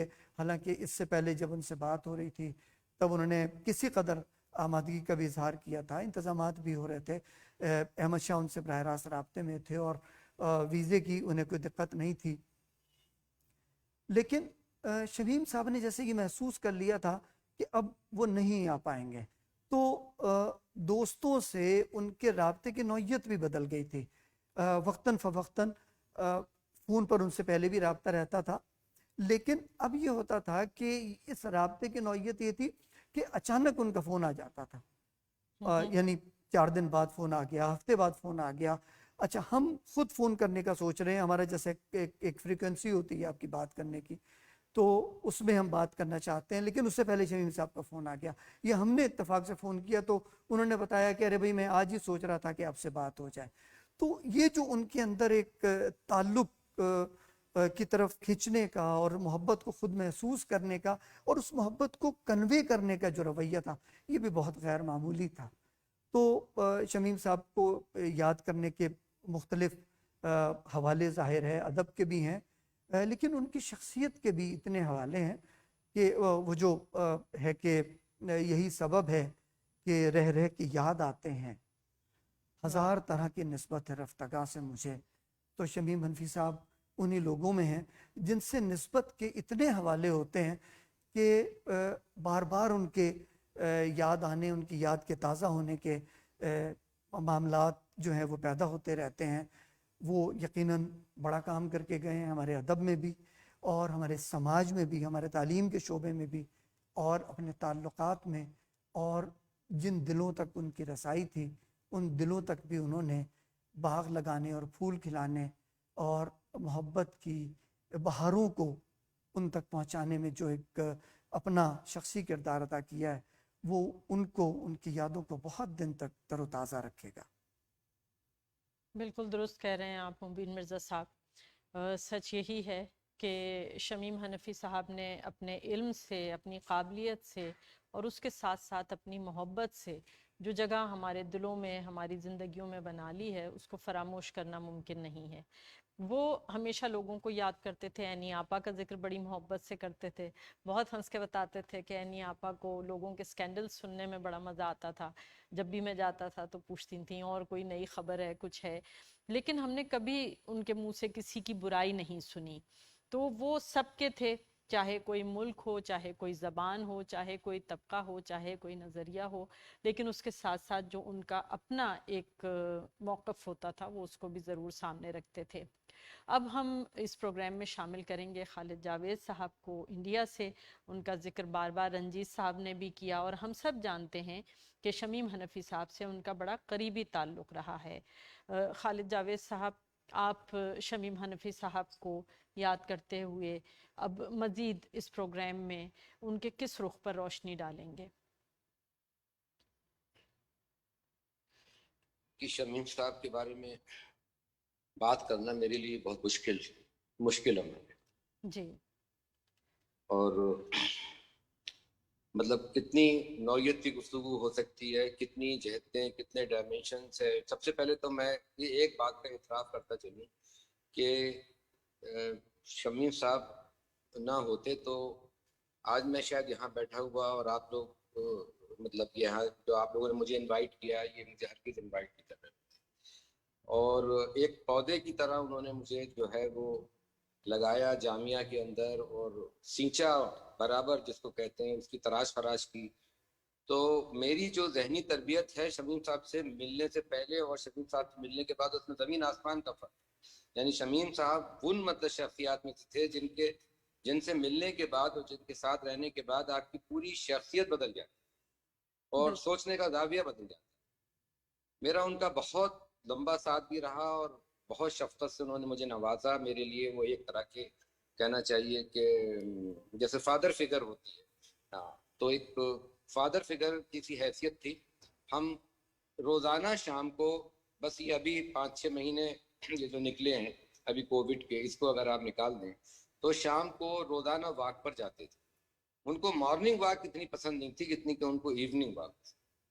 और मुझसे कहते थे कि पार्क में तो मजबूरन हम आज का टहल लेते हैं, उनको लगता था कि बस्तियों में टहलिए। और ख़ास तौर से वहाँ एक बस्ती है हमारे यहाँ जामिया नगर के आसपास, जाकिर नगर।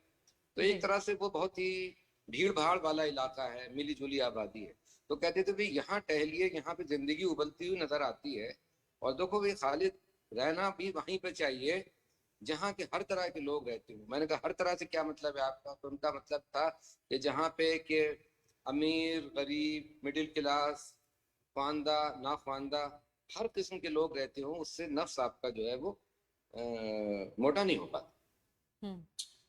अजीब व गरीब उनकी शख्सियत थी। मैं आपको सबसे पहले बताऊं कि जामिया में चूंकि उनका अपॉइंटमेंट जब वो मतलब उनका जब भी अपॉइंटमेंट हुआ होगा उसके बाद से उन्होंने जो मकबूलियत वहाँ हासिल की, मैंने ये देखा है कि रिटायरमेंट के बाद जब वो जामिया कभी कभी आते थे तो उनके पीछे पीछे सिर्फ प्रोफेसर हजरात ही नहीं, बल्कि वो तो कम, लेकिन मसलन माली और जो कैंटीन में काम करने वाले जो बच्चे हुआ करते थे, चपरासी, गार्ड, पुलिस, ये उनके पीछे पीछे चलने लगते थे और वो सबसे हाथ मिला मिला के सबकी खैरियत दरियाफ्त करते थे और रुकते थे। देखिए ये सारी चीजें वो हैं जिनका ताल्लुक कहीं जो कुछ उन्होंने लिखा है उससे मतलब बिल्कुल सीधा सीधा मुंसलिक है। एक जमाने में वो जामिया के वीसी भी हो गए थे। एक 2-3 महीने के लिए वो जामिया के वीसी हो गए थे और टेम्परेरी वीसी हुए थे। तो उस जमाने में जब वो जामिया से निकल के जाते थे अपने ऑफिस से, तो सामने जो गार्ड खड़ा होता था वो उनको देख के और बाकायदा माथे पे हाथ रख के फौजियों की तरह सैल्यूट करते। तो 2-3 दिन तक तो उन्होंने किया बर्दाश्त। बाद में उन्होंने कहा कि देखिए ये जो आप जो है ये आप मुझे देख के अपने जिस्म को जिस मज़ाक़ खेज़ अंदाज में हरकत देते हैं, इससे मुझे देखिए बहुत तकलीफ। ये एक अजीब और गरीब मामला था। मतलब जितना कि इंसान उनके यहाँ इतना अहम था और उसमें छोटा बड़ा कुछ नहीं, इंसान बहुत अहम था, सादगी बहुत है, बहुत सादा इंसान थे। गुस्सा करते हुए तो कभी देखा ही नहीं गया। 22 साल का तो मेरा साथ है, साए की तरह साथ है मेरा। میری حیثیت ان کے گھر میں ایک فرد کی طرح تھی، تو میں نے گھر کا بھی دیکھا ہے ماحول، اور میں نے آفس میں بھی ان کو دیکھا ہے، اپنے چیمبر میں بھی میں نے ان کو دیکھا ہے. تو وہ ایک سی کیفیت تھی. لیکن ایک چیز آپ کو بتاؤں گی، جب وہ ہمارے سامنے بیٹھے بات کر رہے ہوتے تھے مجلس میں، جی ڈرائنگ روم میں بیٹھ بات کر رہے ہیں، تو وہ کچھ اور ہوتے تھے. لیکن جب وہ واک پہ جاتے تھے، اور اکیلے جب ان کے ساتھ کوئی واک پہ جاتا تھا، تو اس وقت جو وہ مطلب گفتگو کرتے تھے، وہ اس کی نوعیت بالکل الگ ہوتی تھی. اس میں اتنا فلو ہوتا تھا، اور اس میں اتنی باتیں ہوتی تھیں کہ مجھے افسوس ہوتا ہے کہ ان باتوں کو میں نے جو تھا وہ مطلب کبھی ریکارڈ نہیں کر سکا. تو شمیم صاحب کی تو ابھی آپ سب لوگوں نے ساری باتیں کہہ دی. مبین مرزا صاحب نے بہت ہی تفصیل سے جو باتیں کی، ناصر عباس صاحب نے جو باتیں کی، آپ نے باتیں کی، تو ان باتوں سے الگ نہیں ہے میری بھی بات. لیکن میں یہ ایک جگہ انہوں نے، اگر ان کی تنقید کے حوالے سے بات ہو، تو آصف فاروقی کو انہوں نے ایک انٹرویو دیا ہے، جی جو کہ آصف فاروقی نے جو انٹرویو دیے ہیں ہر سے منوتو، اس کے اندر وہ شامل ہے. تو اس میں انہوں نے ایک جگہ یہ جملہ لکھا ہے کہ آصف، مجھے اس دن سے بہت خوف آتا ہے جبکہ حشر میں مجھے نقادوں کے میدان سے اٹھایا جائے. واہ واہ واہ. بڑا مطلب یہ میں اس کو کی ان کی وہ سمجھتا ہوں کہ کی ہے، مطلب ان کو سمجھنے کے لیے یہ جو جملہ ہے یہ ایک کلید کی سی حیثیت رکھتا ہے کہ آصف، مجھے اس دن سے بڑا خوف آتا ہے جبکہ حشر میں مجھے نقادوں کے درمیان سے اٹھایا جائے. کیا اور بات. اس پورے کو انٹرویو کو آپ دیکھیے پڑھ کے، تو وہ بالکل جو تنقید کی جو ایک عام روش ہوتی ہے، جو ٹھیک بھی ہے، جو کہ ہونا بھی چاہیے، اس روش سے کس طرح انہوں نے اپنے آپ کو الگ کیا. مجھے لگتا ہے کہ اردو تنقید کے حوالے سے میں نے خود ایک مضمون ان پہ لکھا تھا، تو بڑے ہنسے تھے. اس کا جو عنوان تھا وہ یہ تھا کہ اردو تنقید کا آؤٹ سائڈر. تو میں نے تو میں نے کہا یہ بھائی آپ تو وہ بالکل آؤٹ سائڈر تھے، کیونکہ ان کی جو ترجیحات تھیں وہ ہر حال میں انسانی سروکار. ابھی جو تھا ناصر عباس صاحب نے بھی بات کی کہ اگر کوئی شعر، کوئی نظم، کوئی افسانہ ان کو اپنی ذات سے، اپنی زندگی سے منسلک نہیں نظر آتا تھا، یا جو مجموعی انسانی صورتحال تھی اس سے اس کا کوئی رشتہ نہیں بنتا تھا، کوئی تعلق اگر اس سے ان کا نہیں پیدا ہوتا تھا، تو وہ پھر ان کے لیے صرف پوئٹک ٹولز پہ وہ بات نہیں کر سکتے تھے. صحیح. کبھی میں نے نہیں دیکھا کہ انہوں نے ٹول کیا استعمال کرے گئے کسی شعر میں، یا کیا پلاٹ ہے، یہ نہیں بات کرتے تھے. وہ ایک مجموعی تاثر جو ان کا ہوتا تھا کہ مطلب جیسا کہ ابھی آپ نے بھی کہا، ناصر صاحب نے کہا کہ ادب کا کیا اثر پڑتا ہے انسانی روح پہ، اور تبدیلی کا عمل کتنے آہستہ آہستہ ہوتا ہے، اور آدمی کس طرح جو ہے وہ دھیرے دھیرے ادب کے ذریعے بدلتا جاتا ہے. اس کی وجہ یہ بھی ہے، جیسا کہ یہ بات بھی ناصر صاحب نے کہی، میرا خیال ہے کہ میں انہی کے بات کو ریپیٹ کر رہا ہوں، کہ ان کا تعلق صرف ادب سے نہیں تھا. مجھ سے تو ان کی باتیں ادب پہ ہوتی نہیں، بہت کم باتیں. مجھے یاد ہے کہ 20 یا 22 سال میں بہت کم میری ان سے جو بھی گفتگو ہوئی ہے وہ شاعری پہ یا افسانے پہ یا ناول پہ تو بہت کم ہوئی ہے، لیکن مصوری پہ بہت ہوئی، پینٹنگ پہ بہت ہوئی. اچھا، یہاں جامعہ میں جو ان کا حلقہ تھا وہ بھی پینٹنگز کا بہت تھا. راما چندرن تھے آپ کے، پرمجیت تھے، جتن داس تھے جو کہ نندیتا داس جو کہ مطلب بہت مطلب مشہور ایکٹریس ہے یہاں، اس کے فادر تھے. ان کے ساتھ ان کا اٹھنا بیٹھنا تھا. باقاعدہ جو اخباروں کے ایڈیٹر تھے، شام لال کا ذکر وہ بہت کرتے تھے، ان کی وہ جو ان کی کتاب تھی اس کا بھی ذکر انہوں نے بہت کیا. تو شام لال کا ذکر کرتے تھے، مصوروں کا ذکر کرتے تھے، میوزک سے بہت دلچسپی تھی. اچھا، ہر طرح کی میوزک سے دلچسپی تھی، وہ تو پاپ میوزک سے بھی دلچسپی تھی. اور اسکلپچر بہت لوگ جانتے ہیں کہ خود بھی انہوں نے جو تھے وہ مٹی کے برتن بھی بنانا سیکھے. آپ اگر ان کے گھر پہ جائیں تو ان کے گھر میں داخل ہونے سے پہلے ہی ایک الماری میں ان کے ہاتھ کے بنائے ہوئے جو ہیں وہ مٹی کے برتن رکھے ہوں. تو وہ ایک طریقے سے جو کہ انٹیگریٹڈ اپروچ ہوتی ہے آرٹ کی، تو وہ ایک انٹیگریٹڈ اپروچ تھی. وہ کسی چیز کو، ادب کو کسی چیز سے ہٹا کے باقی جو فنون لطیفہ کی جو ایک پوری دھارا کہنا چاہیے، جو ایک مطلب اسٹریم ہے، اس اسٹریم کے اندر وہ پوری طرح اپنے آپ کو جو تھے وہ بہتا ہوا محسوس کرتے تھے. اور اسی طرح سے ان کا کہنا یہ تھا کہ بھئی میں تو ادب اسی لیے پڑھتا ہوں کہ میری روح کو اس سے کیا ملتا ہے. اگر یہ میری روح پہ کوئی اثر نہیں ڈالتا تو اس میں لاکھ خوبیاں صحیح، تو وہ پھر جو تھیں خوبیاں وہ ان کے لیے کوئی معنی جو تھیں وہ رکھتی نہیں تھیں. معنی سے زیادہ ظاہر ہے کہ وہ احساس کے اوپر ان کا جو تھا وہ بہت زور تھا. تیسری چیز یہ کہ آپ نے ابھی ان کے جو لکھے ہوئے ڈرامے تھے ان کا ذکر کیا. آپ نے دیکھا زیادہ تر جو ڈرامے انہوں نے لکھے ہیں وہ ریڈیو کے لیے لکھے گئے. جی ریڈیائی ڈرامے ہیں ان کے، جیسے مٹی کا تعاقب ہے، بازار میں نیند ہے، مجھے گھر یاد آتا ہے، یہ ان کے ڈرامے ہیں. یہ سب ریڈیائی ڈرامے.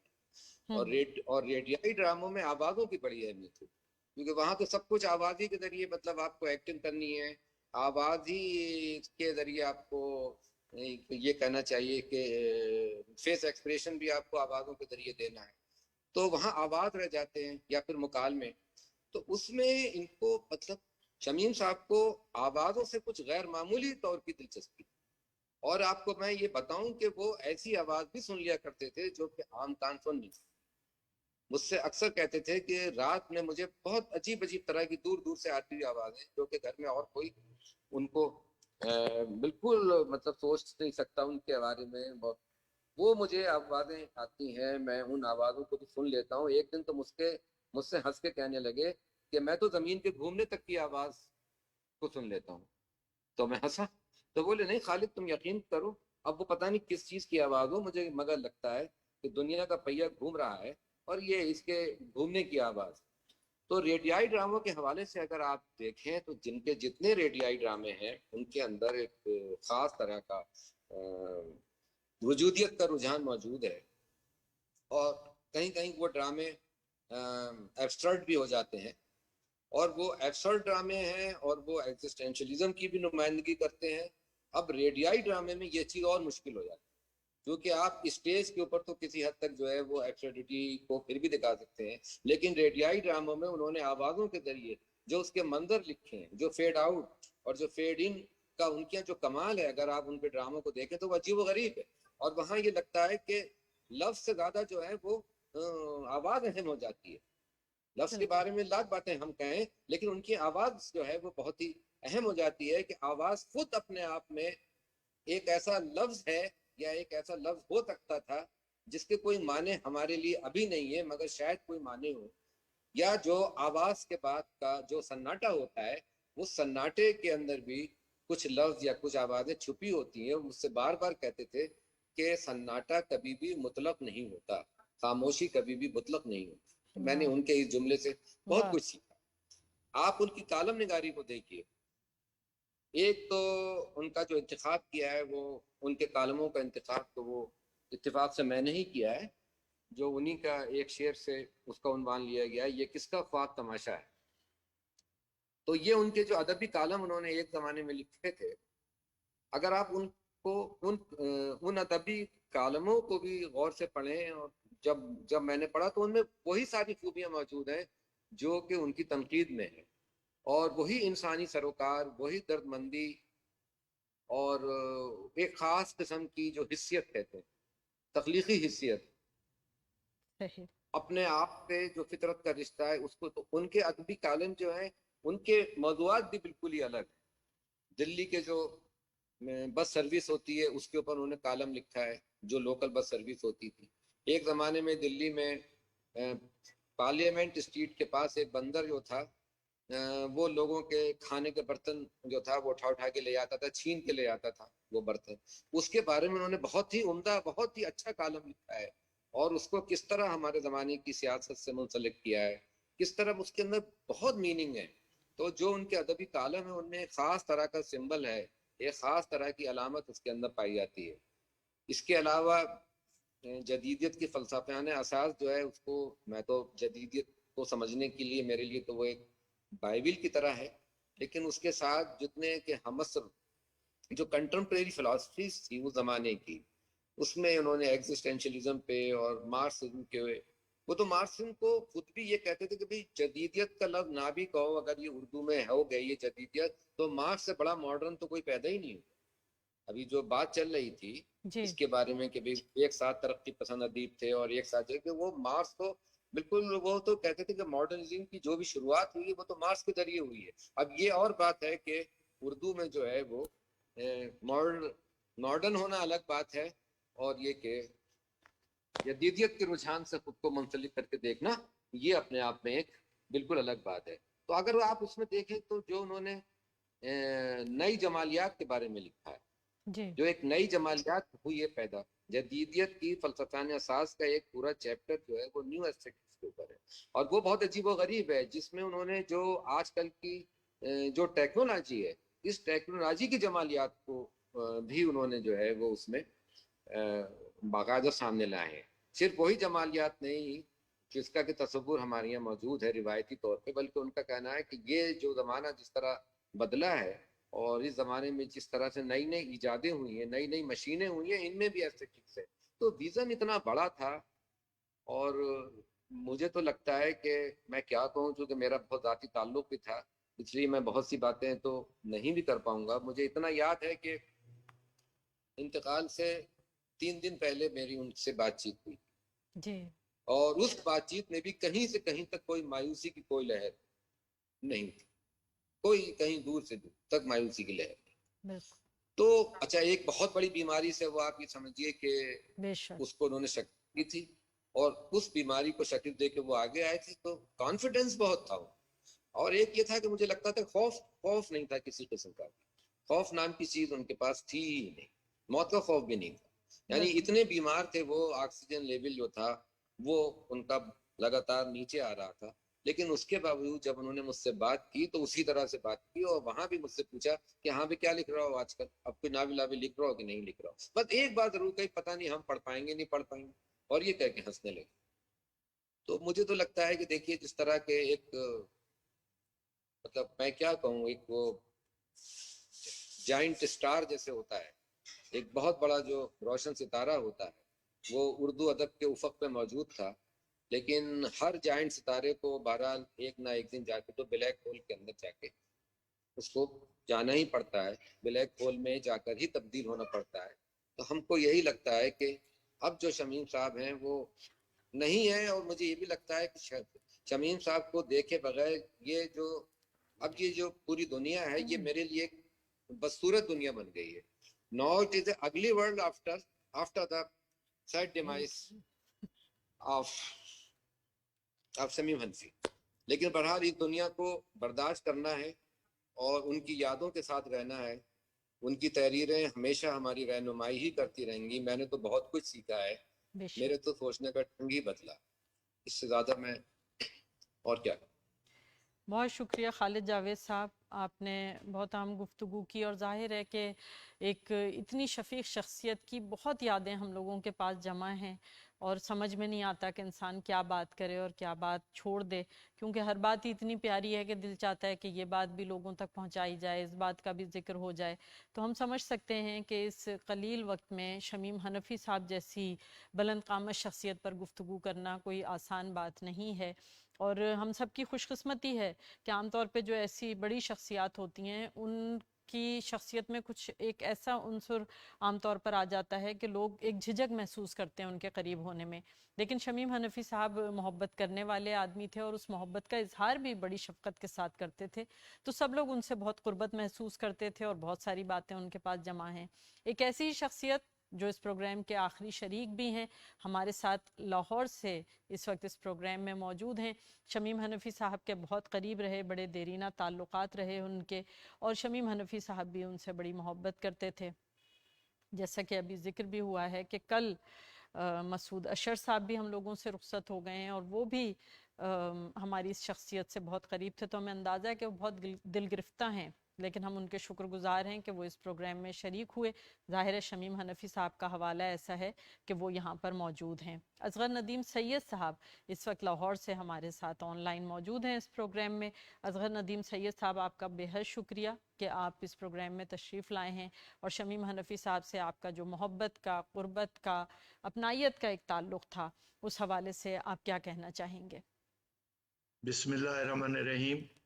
خالد جاوید صاحب، رنجیت چوہان صاحب، ناصر عباس نیر صاحب، مبین مرزا صاحب، امبرین حسیب امبر صاحبہ، اور جو لوگ شریک ہیں، سن رہے ہیں، میں سب کو آداب کرتا ہوں، اور میں بہت شکر گزار ہوں آرٹس کونسل کا کہ ایک تو انہوں نے شمیم حنفی کی یاد میں ہم دوستوں کو ایک ساتھ بلایا، اور کچھ باتیں ہم نے کی، کچھ رہ جائیں گی، کچھ ہو جائیں گی، वक्त मिला तो कुछ और हो जाएंगी। आज सुबह हुई शमीम हनीफी के दोस्त मसूद अशर को हम सुपुर्द खाक करके आए हैं, और मुझे याद है कि दोनों ही मेरे साथ होते थे जब लाहौर में होते थे। मेरे घर की कोई महफिल ऐसी नहीं, कोई खाना ऐसे नहीं जिसमें दोनों इकट्ठे ना हो। तो एक के मसूद अशर से मेरा 50 साल का ताल्लुक था और शमीम साहब से मेरा 37 साल का ताल्लुक था, 37 इयर्स। और ये ताल्लुक भी फैमिली का था, यूं नहीं कि महफिल में मिले या किसी अदबी तकरीब में मिले, यूं नहीं, घर से घर तक का था। मैं कई बार उनके घर ठहरा, कई बार फरमाइश करके खाने लिए, कई बार सफर किए एक साथ। खैर, बहुत सारी बातों को मैं नहीं समेट पाऊंगा, लेकिन जो बातें हुई हैं वो बहुत अहम है। मैं उन्हीं की ही कुछ चीजें बात करूंगा। जैसे खालिद जावेद ने, चूंकि वो बहुत करीब रहे हैं, तो उन्होंने जो उनके बारे में बातें की हैं बिल्कुल दुरुस्त बातें हैं। रंजीत चौहान ने जो बात की कि आखिरी सफर की, बिल्कुल मेरे अंदर वो सफर अटका हुआ है। इसी आर्ट्स काउंसिल में मैं एक रात के लिए आया था, मैं और मेरा और मसूद अशर का एक ही कमरा था जिम खाना में जहां पर हम ठहरे थे। तो अगले दिन सुबह मुझे खास तौर पर कंधे पे हाथ रख के कहते हैं, असगर अब मैं नहीं आ पाऊं, ये मेरा आखिरी सफर। अच्छा, उसका कोई मौका भी नहीं था। अच्छा, उसकी वजह बाद में मुझे समझ आई कि ये वो वक्त है जब उनको 15 दिन के लिए पाकिस्तान रहना, 7 दिन वो लाहौर में और फिर कंटिन्यू किया उन्होंने वहां। और ये वो वक्त है जब वो कैंसर को वाकई एक शिकस्त दे के तो आगे निकल रहे थे। खैर, मैं ये समझता हूं, मैंने कभी उनसे अदब पर बात नहीं की। मेरी जब भी बात हुई फनून पे हुई। ये बात, जो बात तनकीद की है खालिद जावेद ने, बिल्कुल दुरुस्त है। वो उस तरह के नकाद हैं ही नहीं।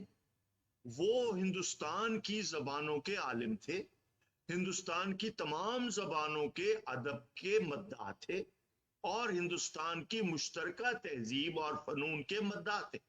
इसलिए वो उसकी फिक्री इकाई में रहना चाहते थे। इसलिए उन्होंने बेशुमार अदब पढ़ा, कन्नड़ी पढ़ा, बंगाली पढ़ा, पंजाबी पढ़ा, मराठी पढ़ा, तेलुगु पढ़ा उन्होंने, और सबके हवाले दिए और सबके तराजम के हवाले लेके आते थे कि ये मैंने ताजा पढ़ा। फिर अरुंधति राय को बार बार कोट करते थे, उसकी को भी, उसकी रेजिस्टेंस को भी। तो वहां मुझे उनके यहाँ वो रेजिस्टेंस वाला एक अदीब, जो पोजीशन लेने वाला अदीब भी दिखाई दिया, और वो पोजीशन भी ली उन्होंने कई कई जगहों के ऊपर। मैंने जो उनको देखा, उनका पूरा तहकीक, उसको कहें, वो तहकीक भी क्या है, वो यकरुखी है ही नहीं। वो एक तरफ से निकलती है तो दास्तानों में जा पहुंचती है, दास्तानों से निकलती है तो तारीख में जा पहुंचती है, तारीख से निकलती है तो थिएटर में जा पहुंचती है, थिएटर से निकलती है तो शायरी में जा पहुंचती है। ये वो उनका मुतालिया था, जो एक मुकम्मल तहजीब का मुतालिया जिसको हम कह सकते हैं, और उसकी एक फिक्री वहदत वो तलाश कर चुके थे, और उसी में सांस ले रहे थे और उसी में लुत्फ उठाते थे। तो मेरा उनका जो 2-3 शगफ थे, उसमें मौसीकी और थिएटर पर हमने घंटों बातें की। ये नहीं कि मेरा चूंकि ड्रामे से ताल्लुक था या उनका ड्रामे से ताल्लुक था, ये नहीं। थिएटर चूंकि मैं पढ़ाता था, तो उस बुनियाद पर मैंने सारा मुतालिया चूंकि कर रखा था, तो वो मुझे मजा आता था उनके साथ बात करके। जब वो वजीद दुंदलकर की बात करते थे, बादल सरकार की बात करते थे, हबीब तनवीर की बात करते थे, गिरीश कर्नाड की बात करते थे, इब्राहिम अलकाजी की बात करते थे, तो उसमें पूरे हिंदुस्तान का सियासी, समाजी, तहजीबी, सकाफती पस मंजर उस थिएटर के अंदर मौजूद था, और उसी में वो रहना चाहते थे। और इत्तेफाक की बात है, 90 में पहली बार जब मैं और मेरी बेगम हिंदुस्तान पहुंचे, तो हमारा मेजबान लखनऊ जा चुका था, क्योंकि हमारी फ्लाइट 6 घंटे लेट थी। तो चारा नहीं था, तो मैंने फोन किया, गजल ने उठाया, तो कहते हैं अंकल आप, मैंने कहा हाँ हम तो एयरपोर्ट पे हैं, रात के 11 बजे। तो मैंने कहा शमीम भाई कहाँ? कहने लगे वो थिएटर देखने गए हैं। देखिए, यानी ये पहली बार हम उतर रहे हैं और वो थिएटर देख रहे हैं। तो ये इससे आप अंदाजा लगाएं। खैर, मेरा असल जो उनको दरियाफ्त करने का अमल था ना, वो कुदरती था कि जब पहली बार 83 में वो आए तो गजल साथ थी, सीमी साथ थी, सबा भाभी साथ थी, सही। और किशोर वहीद ने प्रोग्राम बना लिया कि जी नारायण जाना है, कागान नारायण, और फिर नथिया गली, फिर मरी, और एक पूरा सिलसिला। मेरे पास छोटी गाड़ी थी, उसके पास भी छोटी गाड़ी थी, एक हमारे दोस्त के पास गाड़ी थी, 3 गाड़ियां निकली। खैर मैं पूरा सफर नहीं बताऊंगा, मुख्तसर उन्होंने इंतखाब किया मेरी गाड़ी में बैठने का। उसकी एक तो वजह गुफ्तगू मुकालमा, लेकिन उनको ये पता चल गया था कि मेरी गाड़ी में गजल गायकी की तमाम गुलकारों के कैसेट मौजूद, वाह। पाकिस्तानी खास तौर पर। गजल तो है भी ज्यादा पाकिस्तान में, आपको जानते ही। जी। तो इकबाल बानो, मेहदी हसन, अमानत अली खान, यहाँ से लेकर जितने भी गजल गायक हैं, इकबाल बानो, ये सब मेरे पास थे। तो उन्होंने कहा इससे अच्छा तो कोई मौका नहीं। लेकिन जब उन्हें ये पता चला अब हम बाई रोड जा रहे हैं, जाहिर है ये 7-8 दिन का सफर है, तो म्यूजिक पे बात हो रही, म्यूजिक लगाओ, तो अचानक मैंने पठाने खान लगाया। अरे ये किधर से आ गया? मैंने कहा आप इसको जानते? क्या लो जानते हैं, मैं इसका मद्दा हूं। मैंने कहा कैसे? वाह। जितना आपका फोक है आपके पास, ये सारा पहले चला। उसमें तुफैल नियाजी भी था, रेशमा भी थी, अल्लन फकीर भी था, उसमें उस्ताद जुम्मन भी था। वो तो बस समझ लो खजाना हाथ लग गया। मैंने कहा पहले आप मुझे ये बता कि ये आपने सुने कहाँ? 83 की बात। कहने लगे भाई सुनना है तो सुन लो, रेडियो पाकिस्तान मुल्तान की फ्रीक्वेंसी ऐसी है कि रात 8 से रात 12 बजे तक वो दिल्ली में साफ सुनाई देता है। अरे वाह। तो उस वक्त रेडियो मुल्तान से ये म्यूजिक आ रहा होता है। तो मैंने मामूल बना लिया है कि मैं अब 8 से 9 या 9 से 10 मैं वो सुनता हूँ, इसलिए मेरे लिए तो ये घर के लोग हैं। सो यहां से हमारा वो मुकालमा शुरू हुआ, और उनकी मौसीकी से जैसे जिक्र किया रंजीत ने भी और जिक्र किया खालिद जावेद ने भी, वाकईतन इसमें कोई बहस नहीं है। अच्छा, फिर मुसव्वरी का एक अलग सिलसिला है, उस पे भी बात होती थी, और ये बात उन्होंने बिल्कुल ठीक कही है कि मुझे इन नकादों में से ना उठाया जाए, क्योंकि ना वो रिवायती नकाद थे, ना वो मुदर्रिसाना नकाद थे, ना वो पेशावर नकाद थे, वो थे ही नहीं। वो तो तहजीब लिखते थे, मुआशरत लिखते थे, वो तो इंसानों की मामूलात में से बात निकालते थे।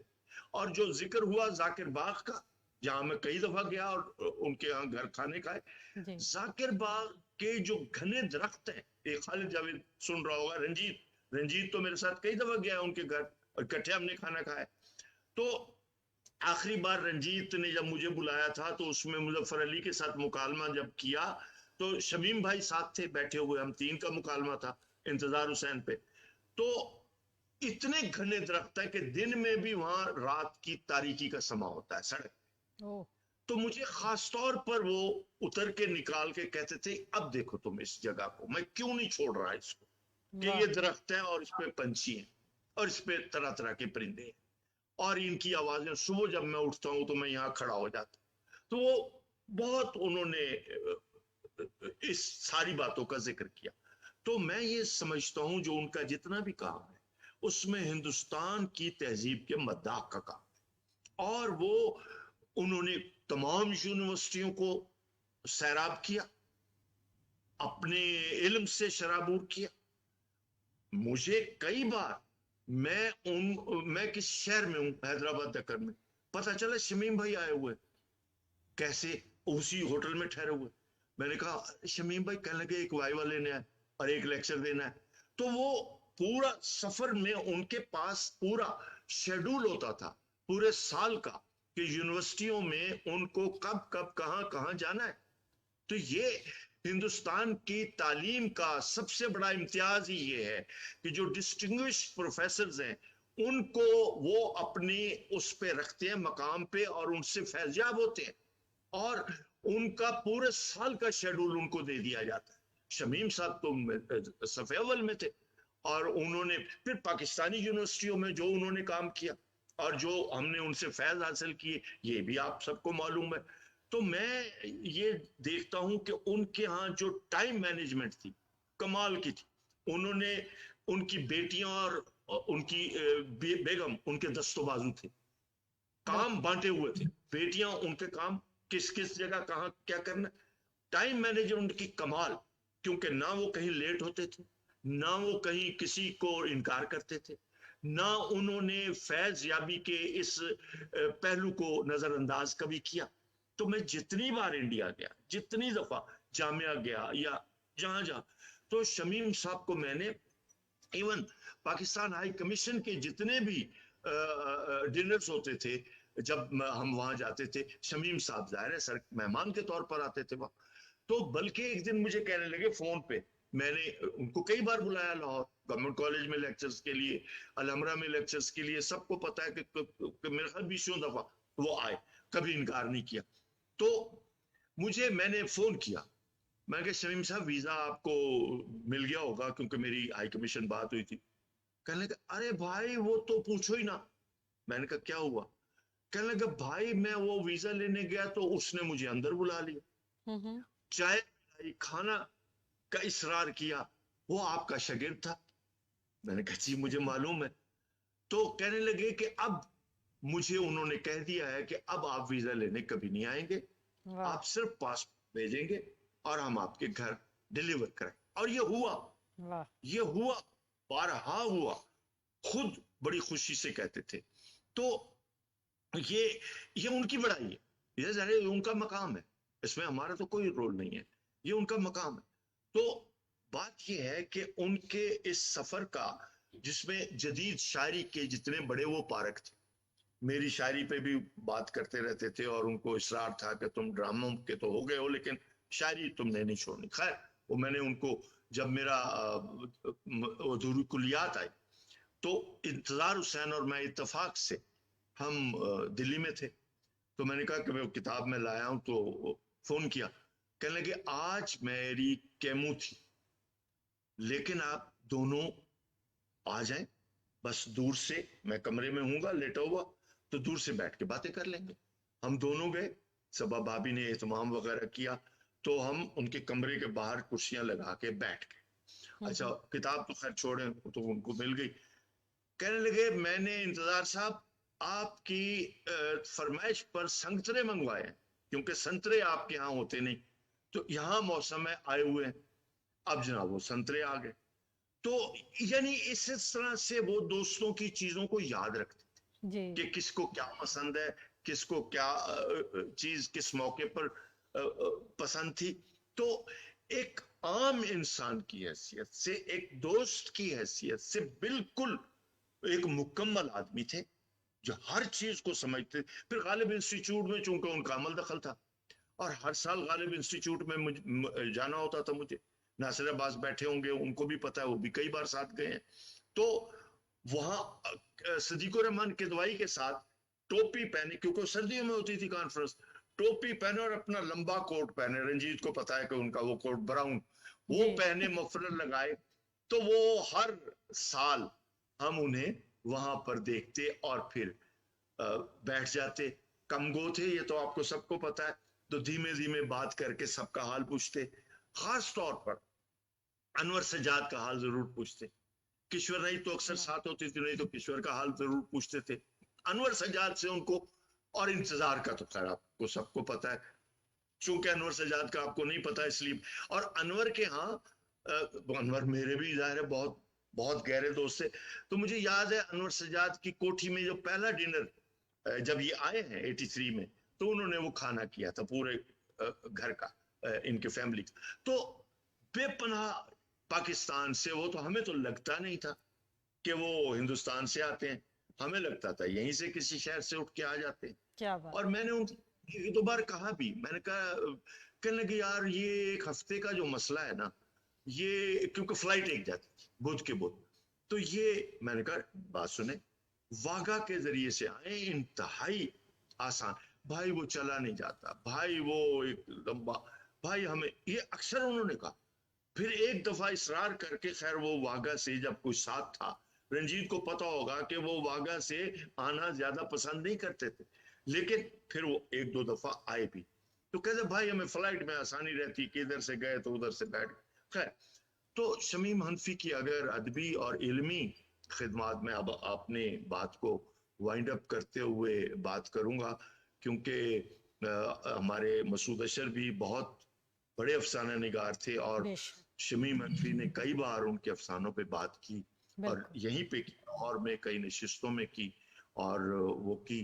तो शमीम हनफी की निगाह पूरे क्लासिकल अदब पे थी, आलमी अदब पे थी, हिंदी अदब पे थी और हिंदुस्तान की तमाम जुबानों के अदब पे थी। वो हर बार जब आते, भाई एक कन्नड़ी नॉवल आया है, भाई वो एक मराठी नॉवल है, वो फला, तो वो लेके भी आते थे और साहित्य एकेडमी ने सबका तर्जुमा किया और वो तराजम मौजूद थे। तो इस बुनियाद के ऊपर मेरा उनका रिश्ता ये रहता था कि हिंदुस्तानी जबानें हो और फनून लतीफ़ा हो, मौसीकी हो और थिएटर। तो बातें बहुत सारी हैं, मेरा ख्याल है कि मालूम नहीं कि मुझे कितना बोलना था, कितना नहीं बोलना था। बहरहाल वो तो एक मुकालमा है, जारी रहे। बेशक। बहुत जो शुक्रिया साथ असगर नदीम सैयद मेरा साहब। सफर था वो मुकालमा अभी तक मेरे अंदर। बहुत शुक्रिया। बिल्कुल आपने दुरुस्त कहा, और यकीनन बातें रह भी जानी चाहिए ताकि हम इसी बहाने बार बार शमीम हनफी साहब को याद करते रहें, क्योंकि वो हमेशा हम लोगों के दिलों में रहेंगे।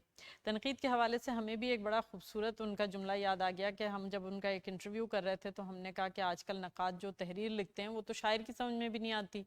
तो उन्होंने बड़े मज़े से कहा कि शायर को समझने की ज़रूरत ही क्या है, नक़ाद बेचता ही क्या है तख्लीक़कार के आगे। तो शायर को बिल्कुल डरना नहीं चाहिए नक़ाद से, और जो जी में आए वही लिखना चाहिए। तो वही जो उनके मिजाज की बेखौफी थी वो उनकी हर जहत में, हर रुख में ज़ाहिर होती थी। हम बहुत शुक्रगुजार हैं असगर नदीम सैयद साहब कि आप इस प्रोग्राम में शरीक हुए। खालिद जावेद साहब आपका बहुत शुक्रिया, मुबीन मिर्ज़ा साहब आपका बहुत शुक्रिया, डॉक्टर नासिर अब्बास नैयर साहब हम आपके भी शुक्रगुजार हैं, और रंजीत सिंह चौहान साहब आपका भी बहुत शुक्रिया कि आप सब इस प्रोग्राम में शरीक हुए। हम सब ने मिलकर शमीम हनफी साहब को याद किया। यकीनन उनका काम, उनकी बातें, उनकी यादें, उनकी मोहब्बत हमेशा हमारे दिलों में भी रहेगी और आर्ट्स काउंसिल कराची में भी रहेगी। अहमद शाह साहब तो हमेशा ये कहते थे, पहला नाम उनके मुंह से निकलता था, शमीम हनफी साहब तो आएंगे। तो अब हमारी जो सफ़े अव्वल थी वो तो समझिए कि तकरीबन वीरान हुई जा रही है। अल्लाह ताला हम सब पे रहम करे।